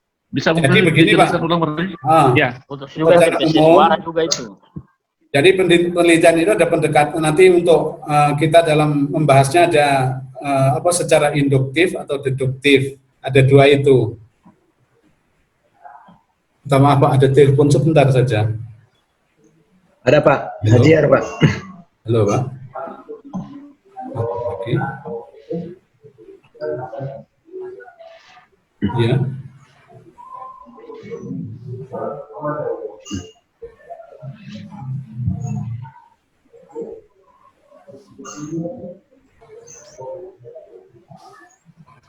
Ya tunggu nanti Pak, saya tunggu saya ada materi online ini Pak, minta maaf nanti kalau mau bisa disambung lagi. Di atas jam 12 Pak ya, jam 12 Wita. Nah, ini sampai jam 10 kemudian, oke. Yo. Ada Pak, Hajiar Pak. Tunggu Pak. Jadi perbedaan secara garis besar saja kualitatif dengan kuantitatif Pak ya. Jadi kalau ada di dalam kita membahas nanti analisis itu ada analisis deduktif, induktif. Jadi kalau yang penelitian kuantitatif itu biasanya kita berangkat dari teori, kemudian kita bawa ke masyarakat secara person. Jadi kita dari umum dibawa ke masyarakat secara khusus. Tapi kalau yang kualitatif itu kita ambil dari masyarakat kemudian kita jadikan teori dari khusus ke umum. Nah itu kalau dalam kualitatif biasanya kita mencari datanya kualitatif itu dengan wawancara, dengan observasi. Jadi langsung. Tapi kalau yang kuantitatif itu biasanya kita mencari datanya dengan alat yang berupa kuesioner, daftar pertanyaan atau angket. Kalau kita kualitatif, kita bertanya, Pak, bagaimana kawin di Bah Bantal menurut Bapak? Jadi dia jawab sesukanya. Tapi kalau yang kuantitatif, itu apakah Anda setuju dengan kawin di bawah bantal? Langsung kita tentukan jawabannya. Sangat setuju, biasa saja. Kemudian tidak setuju, sangat tidak setuju. Jadi itu perbedaan cara menggali data, cara analisisnya juga beda. Dan biasanya kalau yang kuantitatif nanti kita mengolah datanya dengan statistik, Pak. Dengan statistik. Tapi di antara dua itu ada kelebihan dan kekurangannya. Alhamdulillah di S2 saya menggunakan statistik, menggunakan korelasi, regresi, D-square, itu untuk alat-alat statistik, tapi saya yang untuk kewarisan ini menggunakan kualitatif. Karena nggak bisa kewarisan kita menggunakan kuantitatif, pendekatannya yang lebih cocok adalah kualitatif. Itu Pak secara garis besar Pak. Tapi dua-duanya ada kelebihan, kekurangan. Contohnya kelebihannya apa? Yang kuantitatif itu cara menggali data, kalau kita cari 40 orang, kita bagi angket, tak, selesai kita bagi, besok atau kita kasih waktu 1 minggu selesai 40 responden. Namanya orangnya responden, kalau yang kualitatif informan. Jadi 40 pertanyaan daftar yang kita bagi, 1 minggu kita ambil selesai. Tapi kalau yang kualitatif, 40 orang informan, kita datangi 1 hari dapat 1, berarti 40 hari baru selesai. Tapi memang kalau dari tingkat kualifikasinya lebih bagus, kalau sama-sama betul lebih menggambarkan yang sungguhnya itu adalah yang kualitatif. Tapi semuanya kembali ada kelebihan dan kekurangannya. Dan yang kita bahas yang di sini lebih banyak adalah kualitatif, Pak. Kalau kualitatif kita harus lagi ngangkat analisis data menurut regresi, kemudian D-square, kemudian korelasi, macam-macam Pak. Jadi ada yang menggunakan analisis jalur dan lain sebagainya. Oke Pak ya? Ya, lebih banyak tugas ini. Ada lagi satu tadi siapa Pak? Saya lagi Pak. Masuk. Silakan Pak Herullah. Herullah Palu, iya Pak. Terima kasih. Lah dulu. Hajiar. Selamat terima kasih pagi. Pak atas kesempatannya. Yang pertama, ketika saya ditugaskan untuk mengikuti diklat ini, yang terbayang di benak saya, kita akan diajarkan untuk menulis karya tulis ilmiah yang dalam bentuk yang sederhana. Contohnya untuk tulisan di jurnal atau opini-opini. Nah, tapi alhamdulillah saya merasa bersyukur karena ternyata yang didapatkan dalam pelatihan ini jauh lebih tinggi nilainya dibanding menulis di jurnal tadi itu. Bahkan kalau kita lihat yang Bapak paparan ini, kita sepertinya sudah akan menulis, boleh jadi hasil tulisan kita kalau kita ikuti model ini sudah menjadi disertasi. Nah, yang saya pikirkan sekarang, kalau ini yang harus saya ikuti, kemudian ajukan judul, tentu butuh waktu. Nah, sedangkan tugas-tugas itu harus diselesaikan dalam tempo ya yang sesingkat-singkatnya. Nah, yang saya bayangkan kapan saya harus observasi, kapan saya harus wawancara. Nah, itu. Jadi mungkin juga Pak, selain ini, selain yang dipaparkan ini, mungkin juga kita diberi kesempatan atau diberikan ilmu-ilmu tentang bagaimana menulis jurnal. Karena kan kita sebagai penghulu ini ya tidak mutlak, tidak harus dalam bentuk buku yang kita tulis. Mungkin untuk kepentingan jurnal, untuk kepentingan KTI. Kita agak berbeda dengan teman-teman yang dosen yang harus melahirkan buku atau yang masih sementara kuliah yang harus melahirkan yang seperti ini. Terima kasih Pak, saya atas kesempatannya. Baik, terima kasih Pak. Jadi memang betul ini kita memberikan ini teori yang utuh Pak. Maksudnya setelah Bapak membuat nanti KTI yang sederhana boleh dari sini. Tetapi ingat, kalau artikel Pak, artikel untuk jurnal maupun artikel ilmiah populer dari yang itu adalah rangkuman dari penelitian ini Pak. Jadi menulis jurnal itu tidak bisa tanpa kita meneliti. Jadi jurnal itu adalah ringkasan dari ini. Bayangkan kalau disertasi itu sekitar 200 halaman, di jurnal hanya 8 halaman Pak. Jurnal itu hanya 8 halaman dari 200, nggak mungkin. Tapi bagaimana kita, memang nanti, ini kan jenis-jenis artikel itu ada Pak, mulai dari paper, makalah, ada apa itu yang saya kemarin sampaikan, ada dulu yang karena sudah nggak ada, tapi namanya risalah untuk sarjana muda dulu ada, skripsi S1, tesis S2, kemudian disertasi, ada lagi nanti jurnal artikel untuk artikel ilmiah untuk jurnal, kemudian ada artikel untuk artikel ilmiah populer untuk majalah atau untuk koran. Bapak menulis tulisan artikel ilmiah di koran itu juga dinilai. Tapi kalau yang artikel ilmiah populer itu biasanya kita cari tanpa meneliti bisa, tapi kalau di jurnal itu dia pasti ada penelitiannya Pak. Jadi tidak ada orang menulis jurnal tanpa meneliti. Itu penelitian dia, kemudian dia ras dengan sistem jurnal. Yang katakanlah kalau yang biasa nggak sampai disertasi itu sekitar 100 halaman, jurnal itu mau maksimal cuma 8 halaman. Nah itu harus ada teorinya, bagaimana untuk ukuran seperti itu, atau hanya dipotong-potong ayat atau kalimatnya kemudian jadikan satu. Padahal itu ketika kita membaca jurnal 8 halaman, seakan-akan kita sudah membaca yang penelitian hasil kita 100 atau disertasi 200 halaman. Jadi itu ada di situ. Artinya kalau boleh dibilang, kalau membuat tulisan di jurnal, kita tidak punya penelitian itu tidak mungkin. Nah sekarang nanti kalau sudah penelitian ini kita adakan pelatihan dan Bapak sudah oke, maka berikutnya kita membuat pelatihan khusus bagaimana menulis artikel di jurnal. Itu Bu, harus dibedakan nanti Pak. Jadi itu ada, itu jenis KTI tersendiri, tapi berangkatnya dari hasil penelitian ini. Begitu Pak ya? Siap. Makasih Pak. Ada Pak Hajiar. Pak Hajiar. Pak Hajiar. Ya. Ya, terima kasih. Assalamualaikum warahmatullahi wabarakatuh. Waalaikumsalam. Assalamualaikum warahmatullahi wabarakatuh. Pak, ini kan kurang lebih kan setiap tahun itu Kementerian Agama selalu melaksanakan lomba karya tulis ilmiah. Bukan kurang lebih, Pak. Memang setiap tahun, kalau kurang lebih itu kira-kira berarti bisa 2 kali. Udah 2 tahun ini kan belum, karena sesuatu dan lain hal belum dilaksanakan. Penundaan. Kemudian dalam juknisnya itu dalam metodologi penelitian kerangka-kerangkanya itu ada di situ satu kolom itu kerangka berpikir, kan? Nah, kerangka berpikir ini, Pak, apakah dituangkan dalam bentuk bagan atau dalam bentuk narasi yang seharusnya? Karena ketika ditanyakan ada yang mengatakan bisa dalam bentuk narasi, bilang tidak bisa narasi, harus dalam bentuk bagan. Sehingga kami, para penghulu, itu bingung, mana mau dipakai? Kerangka berpikir dalam bentuk bagan atau dalam bentuk narasi?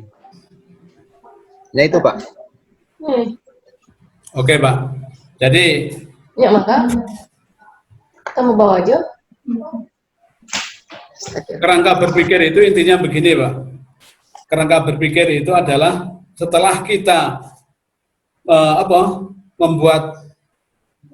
selesai membuat kerangka teorinya, kerangka teori atau melakukan studi pustaka atau kajian teorinya, maka biasa diakhiri terakhir dengan kita membuat kerangka pikir. Dan rata-rata kerangka pikir itu adalah dalam bentuk bagan. Yang memudahkan orang pun nanti seperti inilah. Misalnya mudah-mudahan saya punya bisa saya tampilkan karena saya baru ganti. Tunggu, Pak, saya buka, saya punya dulu contohnya kerangka pikir.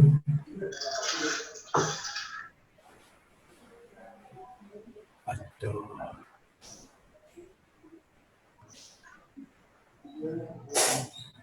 Jadi begini. Yang saya punya itu punya kerangka pikir, di situ ada struktur hukum, kemudian lembaga hukum, dan yang ketiga adalah solusinya itu. Saya punya kalau struktur hukumnya itu, Pak, di dalam warisan adat Pulang Mongondo, di situ ada struktur hukumnya adalah berkaitan dengan kewarisan adat, kewarisan Islam. Kemudian di situ prosesnya ketika bagian warisan itu pertama adalah ada 2 jalur, non litigasi dan litigasi. Yang non litigasi adalah melalui jalur keluarga.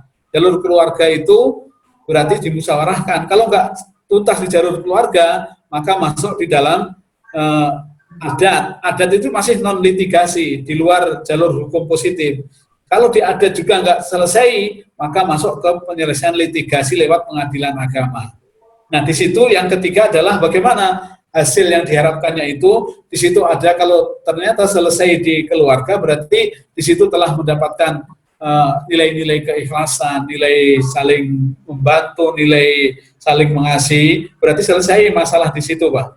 Tapi itu dalam bentuk bagan. Cuma kalau saya cari, karena ini saya baru ganti laptop, ada di laptop sebelah, nanti besok atau nanti bisa saya share contoh kerangka pikir seperti itu. Karena saya cari ternyata tidak gampang. Saya baru ganti laptop karena laptop yang pertama tidak bisa dibuka, jadi hanya bisa digunakan hard disknya saja. Nanti makan waktunya kita terbatas, tinggal sekitar 20 menit lagi, begitu, Pak, ya. Artinya kerangka pikir itu yang memudahkan pembaca seperti ini loh nanti pembahasan itu. Jadi intinya, Pak, dalam bentuk bagan ya, Pak? Dalam bentuk bagan, Pak, lebih mudah itu. Misalnya nanti Bapak membahas tentang perkawinan di bawah bantal atau perkawinan siri, faktor-faktornya ada faktor pendukung, ada faktor seperti kalau dalam analisis SWOT itu ada daya dukungnya, ada analisis kan ada S SWOT, kemudian yang kedua W weakness, kemudian yang S W O opportunity, yang T-nya treatment. Itu kalau disingkat kekepan, ada kekuatan, kelemahan, itu yang internal, yang kemudian peluang dan kekepan, kelemahan, kekurangan, pan, peluang dan ancaman, itu dari pihak luar. Jadi itu nanti ada faktor yang dari luar, dari pihak dalam, kemudian akan apa yang dilakukan, yang diharapkan goalnya seperti apa. Perkawinan di bawah bantal itu tidak ada lagi, atau perkawinan siri, gitu nanti gambarannya. Tapi dalam bentuk bagan, sehingga orang bisa melihat lebih mudah ke arah situ. Gitu, Pak, singkatnya, Pak, karena waktu kita lanjutkan ke dalam sistematika, Pak. Saya pindahkan ke sistematika. Ada.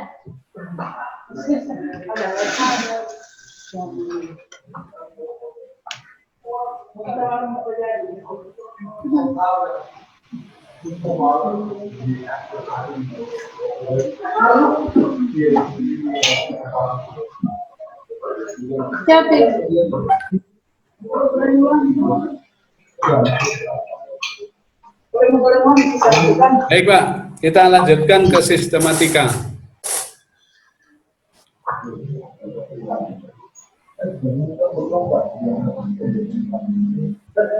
Jadi ini langsung komposisinya.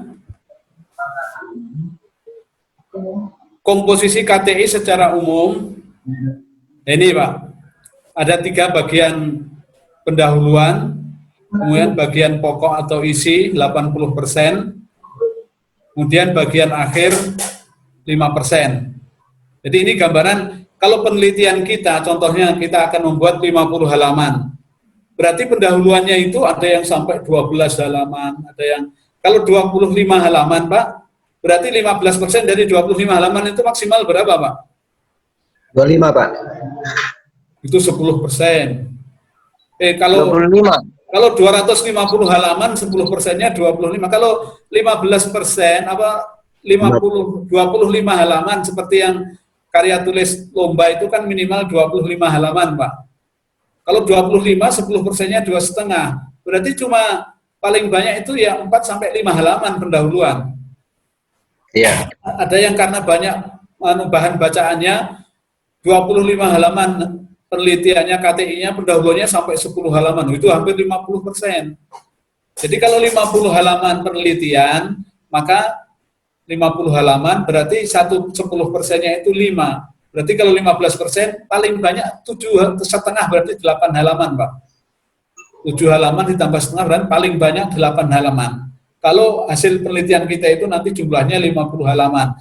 Dihitung dari pendahuluan sampai kesimpulan dan saran. Yang lembar di muka dengan di belakang daftar pustaka dengan riwayat hidup dan lain-lain itu, lampiran-lampiran surat-surat dari yang melegalkan penelitian kita, itu nggak masuk. Jadi 15% itu dari jumlah mulai dari pendahuluan sampai di kesimpulan saran itu. Jadi kalau 50 lembar, maka 15% dari 50 lembar itu hanya 7,5. Berarti 7,5 itu 8 halaman pendahuluan.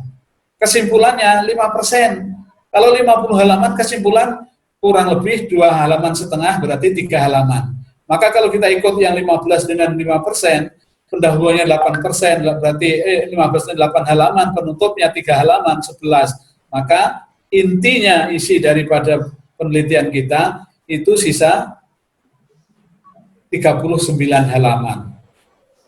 Jadi kalau kita seperti ini, Pak.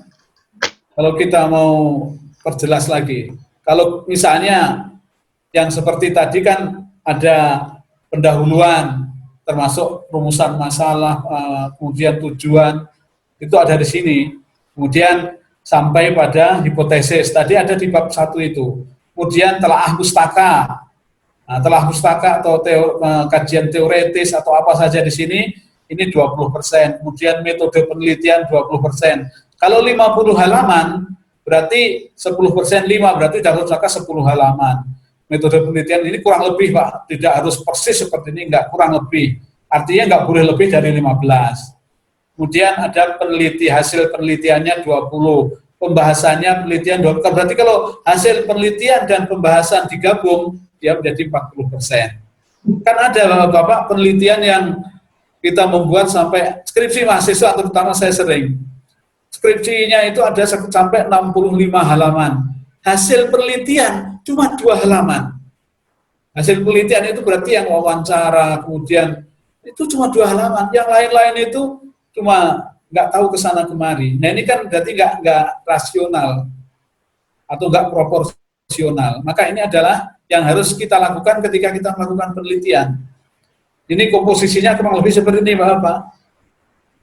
Yang terakhir itu bab penutup, konklusi itu kesimpulan, kemudian implikasi itu sarannya, dan rekomendasi berarti saran, ada rekomendasi misalnya ketika Bapak mengangkat masalah penasihatan pranikah. Apa rekomendasi dari hasilnya dan sarannya itu? Berarti ada rekomendasinya itu untuk seperti kemarin ada yang mengangkat masalah simkah. Berarti akan menambahkan kolom di situ, itu rekomendasinya untuk menambah kolom tentang mahar atau apa kemarin yang sempat diangkat itu. Jadi itu secara keseluruhan begitu, Pak. Jadi kalau ini masih gambaran secara global, maka ini lebih menyeluruh. Jadi nanti posisinya seperti ini. Karena kadang kalau kita bacaannya banyak, membuat pendahuluan itu, penelitiannya hanya 50 halaman, pendahuluannya sampai 15 lembar. Dan 15 lembar itu sudah berapa? Hampir 30% itu, Pak.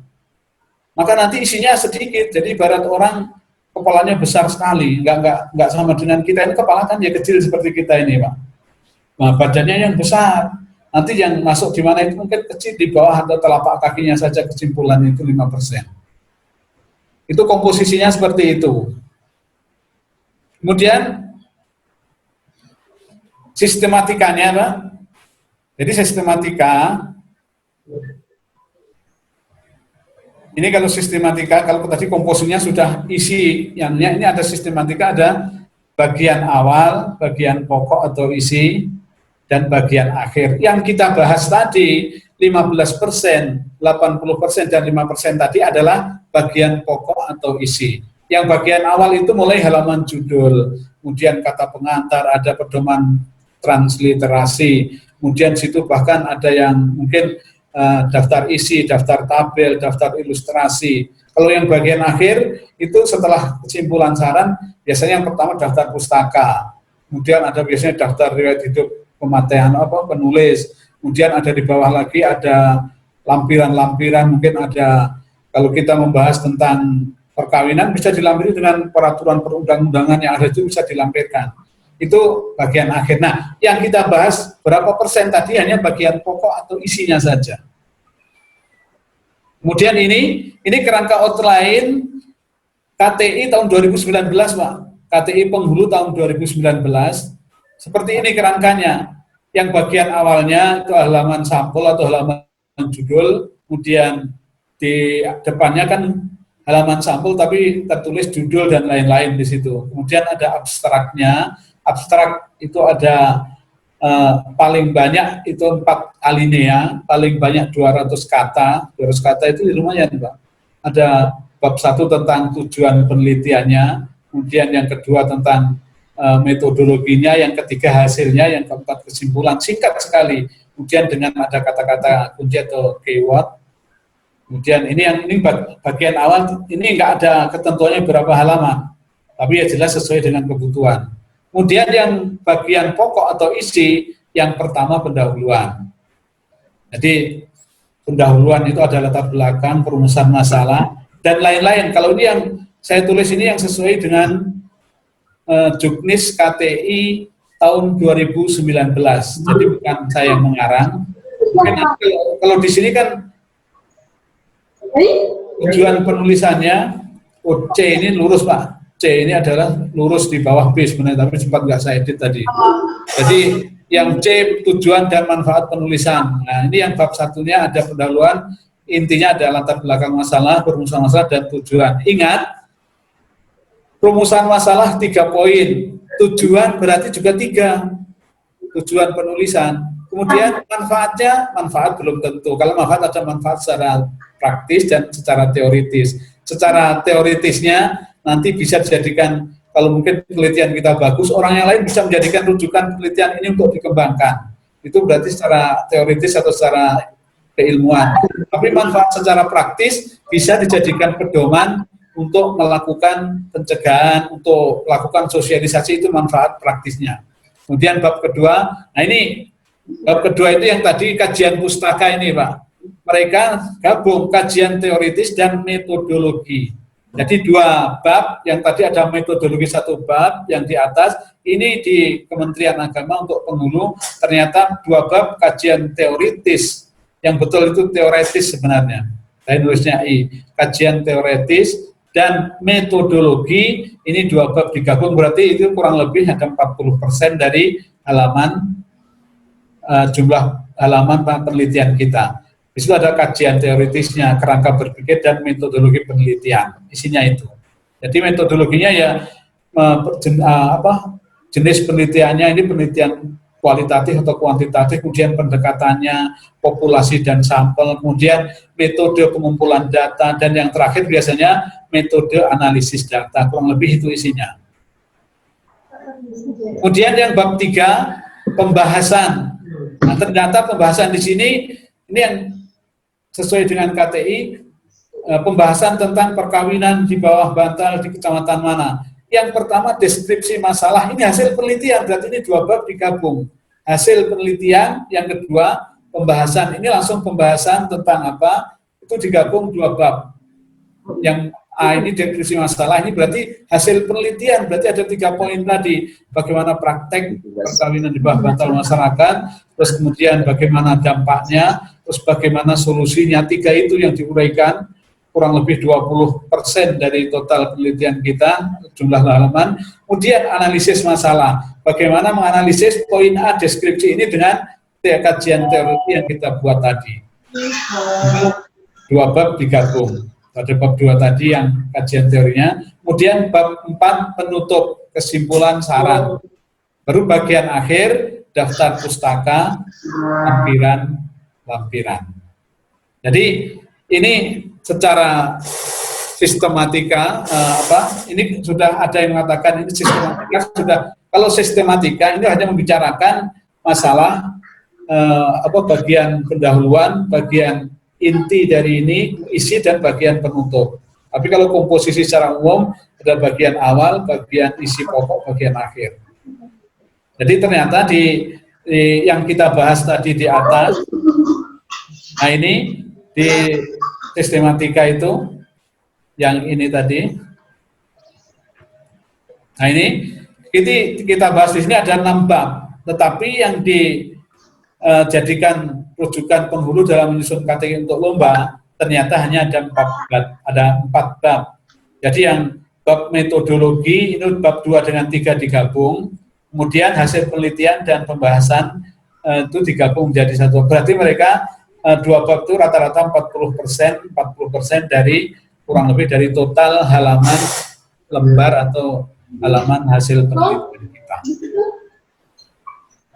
Baik, Bapak-Bapak, saya kira untuk sistematika secara umum kita sudah bisa ada gambaran, terutama tadi yang saya utamakan supaya nggak lupa tadi adalah tentang membangun teori. Dalam bab-bab biasanya ada yang disebut di sini telah pustaka, tetapi yang di Kementerian Agama kajian teori. Maka tadi saya sampaikan namanya beda-beda, tapi intinya adalah kita membuat atau membangun teori yang akan kita jadikan untuk melakukan penelitian, mulai dari menggali data sampai nanti membahas atau menganalisis hasil penelitian dan akhirnya menghasilkan kesimpulan, saran, dan rekomendasi.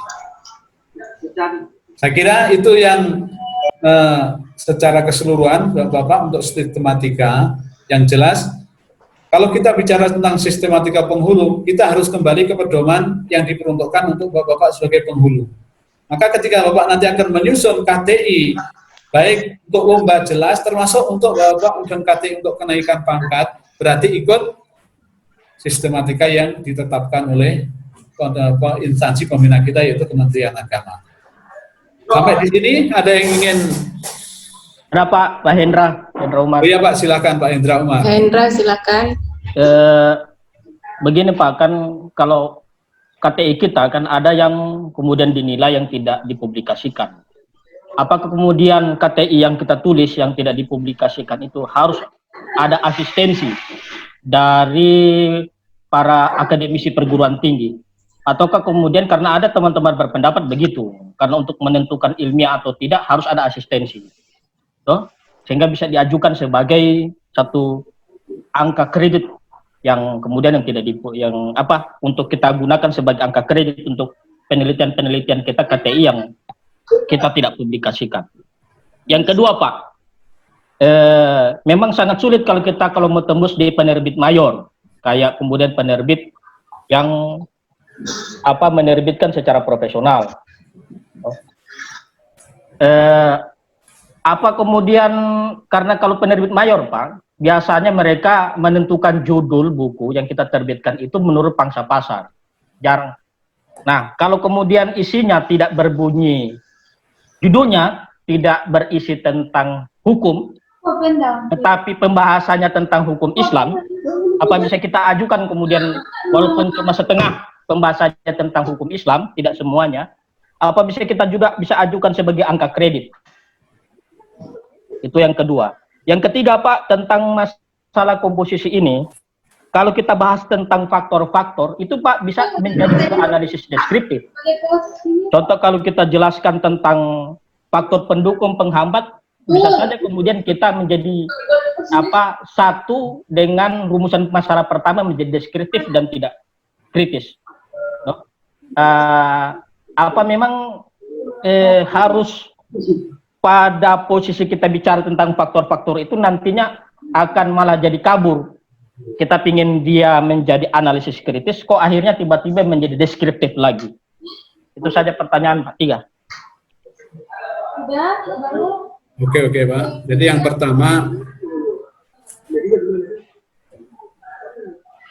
yang tidak dipublikasikan itu kembali kepada ke juknis masing-masing Pak. Kalau saya contohkan begini Pak ya, kami di Widya Suara dulu aturan yang lama untuk KTI yang tidak dipublikasikan di situ harus diseminarkan Pak.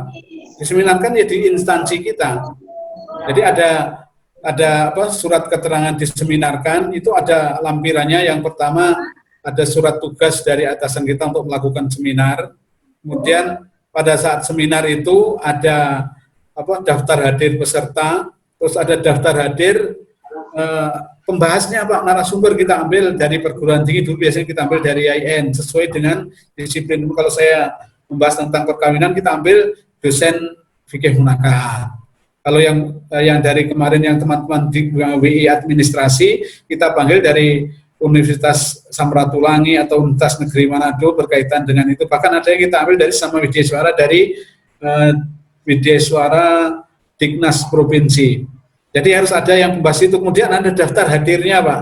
Kemudian ada daftar notulennya. Notulen itu ada catatan penghasil seminar, ada masukan, ada tambahan dan lain-lain. Di situ ada catatannya. Kemudian itu dibukukan.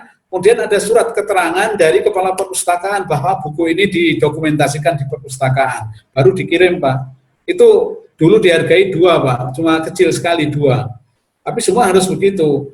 Jadi persyaratannya yang kami ikuti itu harus ada diseminarkan. Seminarnya buktinya dengan daftar hadir peserta, daftar hadir narasumber, moderator, dan pembahas yang bersangkutan, pemateri yang bersangkutan. Kemudian ada not tulisnya, ada daftar perbaikannya Pak, saran yang ini dimasukkan, diperbaiki seperti ini. Jadi itu ada saran yang kemudian diperbaiki. Terus ada surat pernyataan dari kepala perpustakaan bahwa KTI berjudul ini didominasikan di perpustakaan dan bisa dicek ada Pak. Tapi kalau persyaratannya itu ada surat Pak, masalah Bapak mau seminarkan atau enggak saya nggak tahu. Tapi yang jelas di situ ketika diajukan ke tim penilaian angka kredit, sudah diseminarkan. Ada suratnya, ada lengkap semua buktinya itu. Jadi itu syarat administratif Pak. Sama dengan dulu ketika di perkawinan itu kan ada syarat administratif bahwa sebelum menggunakan simkah Pak, dulu kan ada yang jika perkawinan kurang dari 10 hari kerja, maka harus ada dispensasi jamak. Tapi kan dulu Bapak tulis kurang 2 hari, akhirnya Bapak tulis nggak ada dispensasi jamak, langsung diundur tanggal lapornya. Itu kan orang yang meriksa tahunya, ini lebih dari 10 hari kerja, walaupun kenyataannya kurang 2 hari baru akad nikah, baru lapor Pak. Tapi kan sering dulu Pak begitu ya toh. Nah sekarang dengan adanya simkah nggak bisa. Yang saya maksud, apakah ini betul memang lebih dari 10 hari kerja atau kurang 2 hari, tapi karena kebijaksanaan pimpinan akhirnya Bapak tanpa dispensasi akhirnya bisa, begitu loh. Jadi saya tidak menyuruh ya kalau ada seminar kan lebih bagus Pak, karena seminar pun ada nilai untuk Bapak 2 angka kredit sebagai pemateri. Kan pemateri 2, narasumber 2, moderator 1, moderator sama dengan peserta Pak.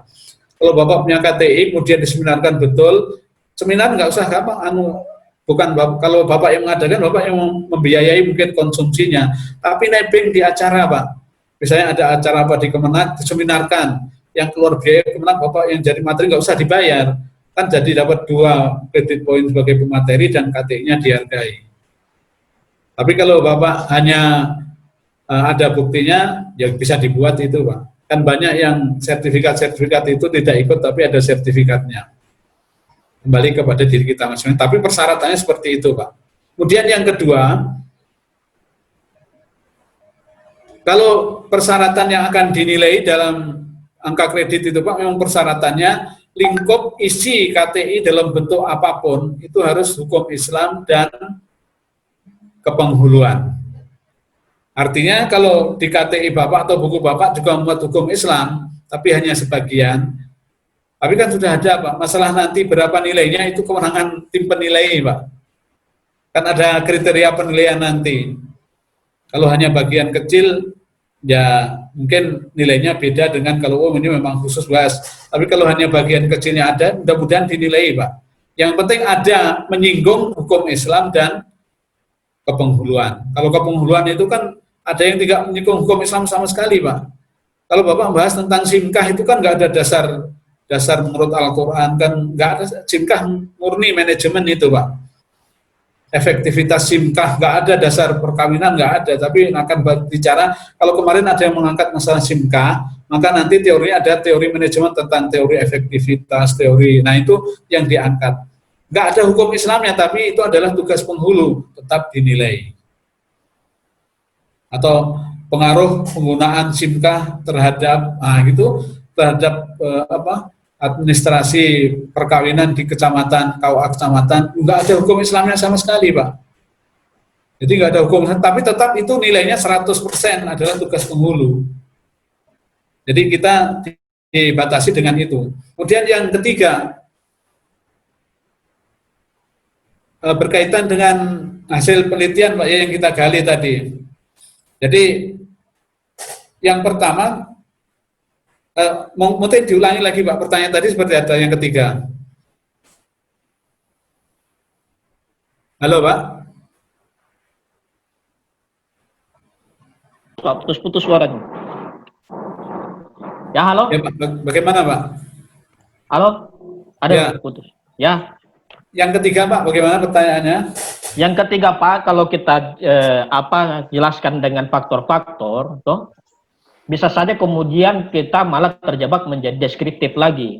Contoh kalau kita jelaskan faktor pendukung, penghambat, yang jelas kita mengulas lagi kemudian fakta-fakta itu. No? Apa kemudian ini akhirnya kan akan menimbulkan tumpang tindih antara apa faktor yang kita hendak maksudkan deskriptif dengan yang bersifat kritis. Atau mungkin ada solusi lain yang bisa Bapak berikan, sehingga kemudian dia tidak menjadi tumpang tindih kalau kita kemudian masuk kepada aspek faktor dan terhindar dari pembahasan deskriptif lagi. Oke, begini, Pak. Kalau yang pertama berkaitan yang dengan deskriptif, itu kita kan hanya membahas tentang cerita orang seperti, ceritanya si A melakukan karena ini. Tapi kalau sudah kita berkaitan dengan analisis faktor nanti, Pak, kita kan dari hasil deskriptif yang ada itu memang dari situ juga, Pak. Tapi kita lebih spesifiknya adalah berkaitan dengan faktor nanti. Kalau yang di deskriptif itu hanya dengan bagaimana kaitan teorinya paling dengan teori secara umum. Tapi kalau kaitan dengan faktor nanti, kita sudah lebih spesifik. Kalau misalnya faktor ekonomi, kita bisa meninjaunya lagi dari situ. Kemudian faktor pendidikan. Jadi tidak akan kembali ke situ, Pak. Artinya pembahasan kita tidak akan kembali kepada pembahasan yang pertama tadi. Memang dalam analisis, Pak, dalam analisis apapun, walaupun kita penelitian kuantitatif, angka-angka, nanti terakhir kita deskriptif, Pak, karena angka-angka itu akan dinarasikan. Dan narasi itu kan deskripsi, Pak. Jadi tetap terakhir analisis itu dalam bentuk deskripsi. Misalnya untuk regresi, setiap dalam kondisi nol pendidikan, kesadaran masyarakat terhadap kawin di bawah umur itu sekian. Tapi setiap peningkatan 1 poin pendidikan, maka kesadaran naik sekian. Itu hanya angka-angka. Maksudnya seperti apa? Baru dijelaskan secara uraian berarti deskripsi juga, Pak. Artinya tetap namanya analisis juga akan kembali, tapi yang sifat dari analisis kan artinya menjelaskan, Pak. Membedakan, menjelaskan, membandingkan itu kan analisis, Pak. Jadi kalau analisis faktor itu membandingkan atau melihat kelebihannya, melihat kekurangannya. Jadi semuanya akan kembali. Tapi kalau yang di atas tadi kan kita hanya menganalisnya cerita bagaimana masyarakat melakukan seperti itu. Tetap ada bedanya, Pak. Tapi kalau bukan kembali ke inti yang pertama, tapi ada kesamaannya, ya itu nggak ada masalah, Pak. Tapi yang fokusnya kan beda. Baik, Bapak-Bapak, saya kira waktu kita sudah sampai jam 10:08 kali ini, dan tugas untuk besok kita sudah mulai praktek penulisan. Berarti yang tugas kemarin Bapak-Bapak yang sudah masukkan, ingat penilaian itu ada tingkat kedisiplinannya, nilai 100 bagi yang memasukkan, batas waktunya jam pukul 23 tadi malam. Kalau ada nanti batas pemasukan lagi untuk yang kali ini.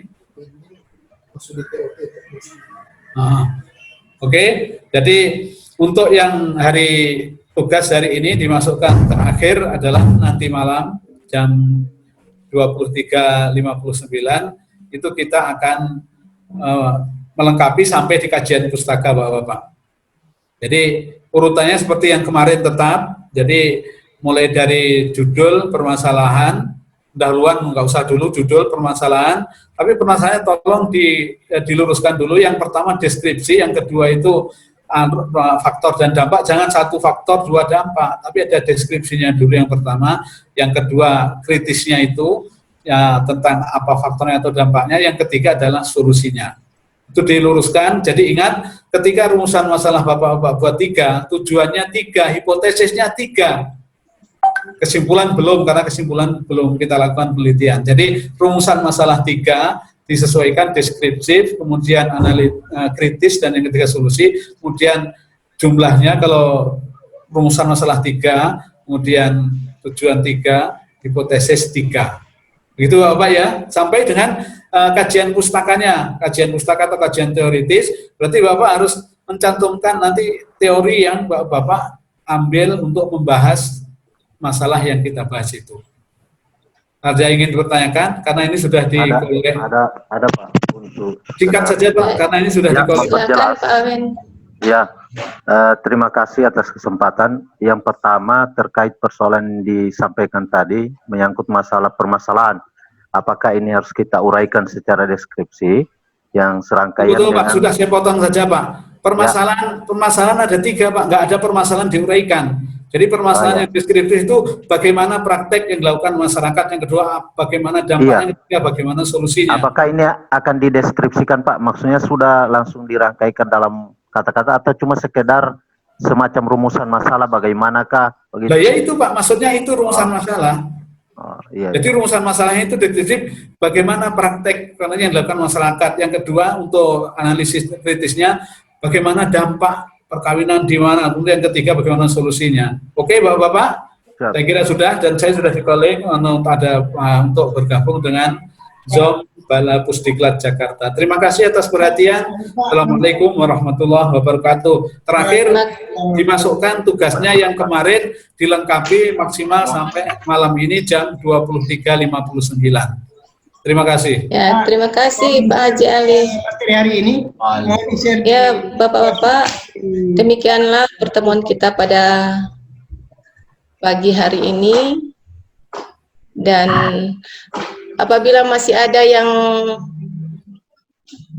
ingin bertanya, disilakan untuk menghubungi Pak Ali melalui nomor WA. Dan kita akhiri dulu pertemuan kita dengan sama-sama melafazkan hamdalah. Dan bagi Pak Ketua, kalau masih ada yang disampaikan pada teman-teman, disilakan. Penilaian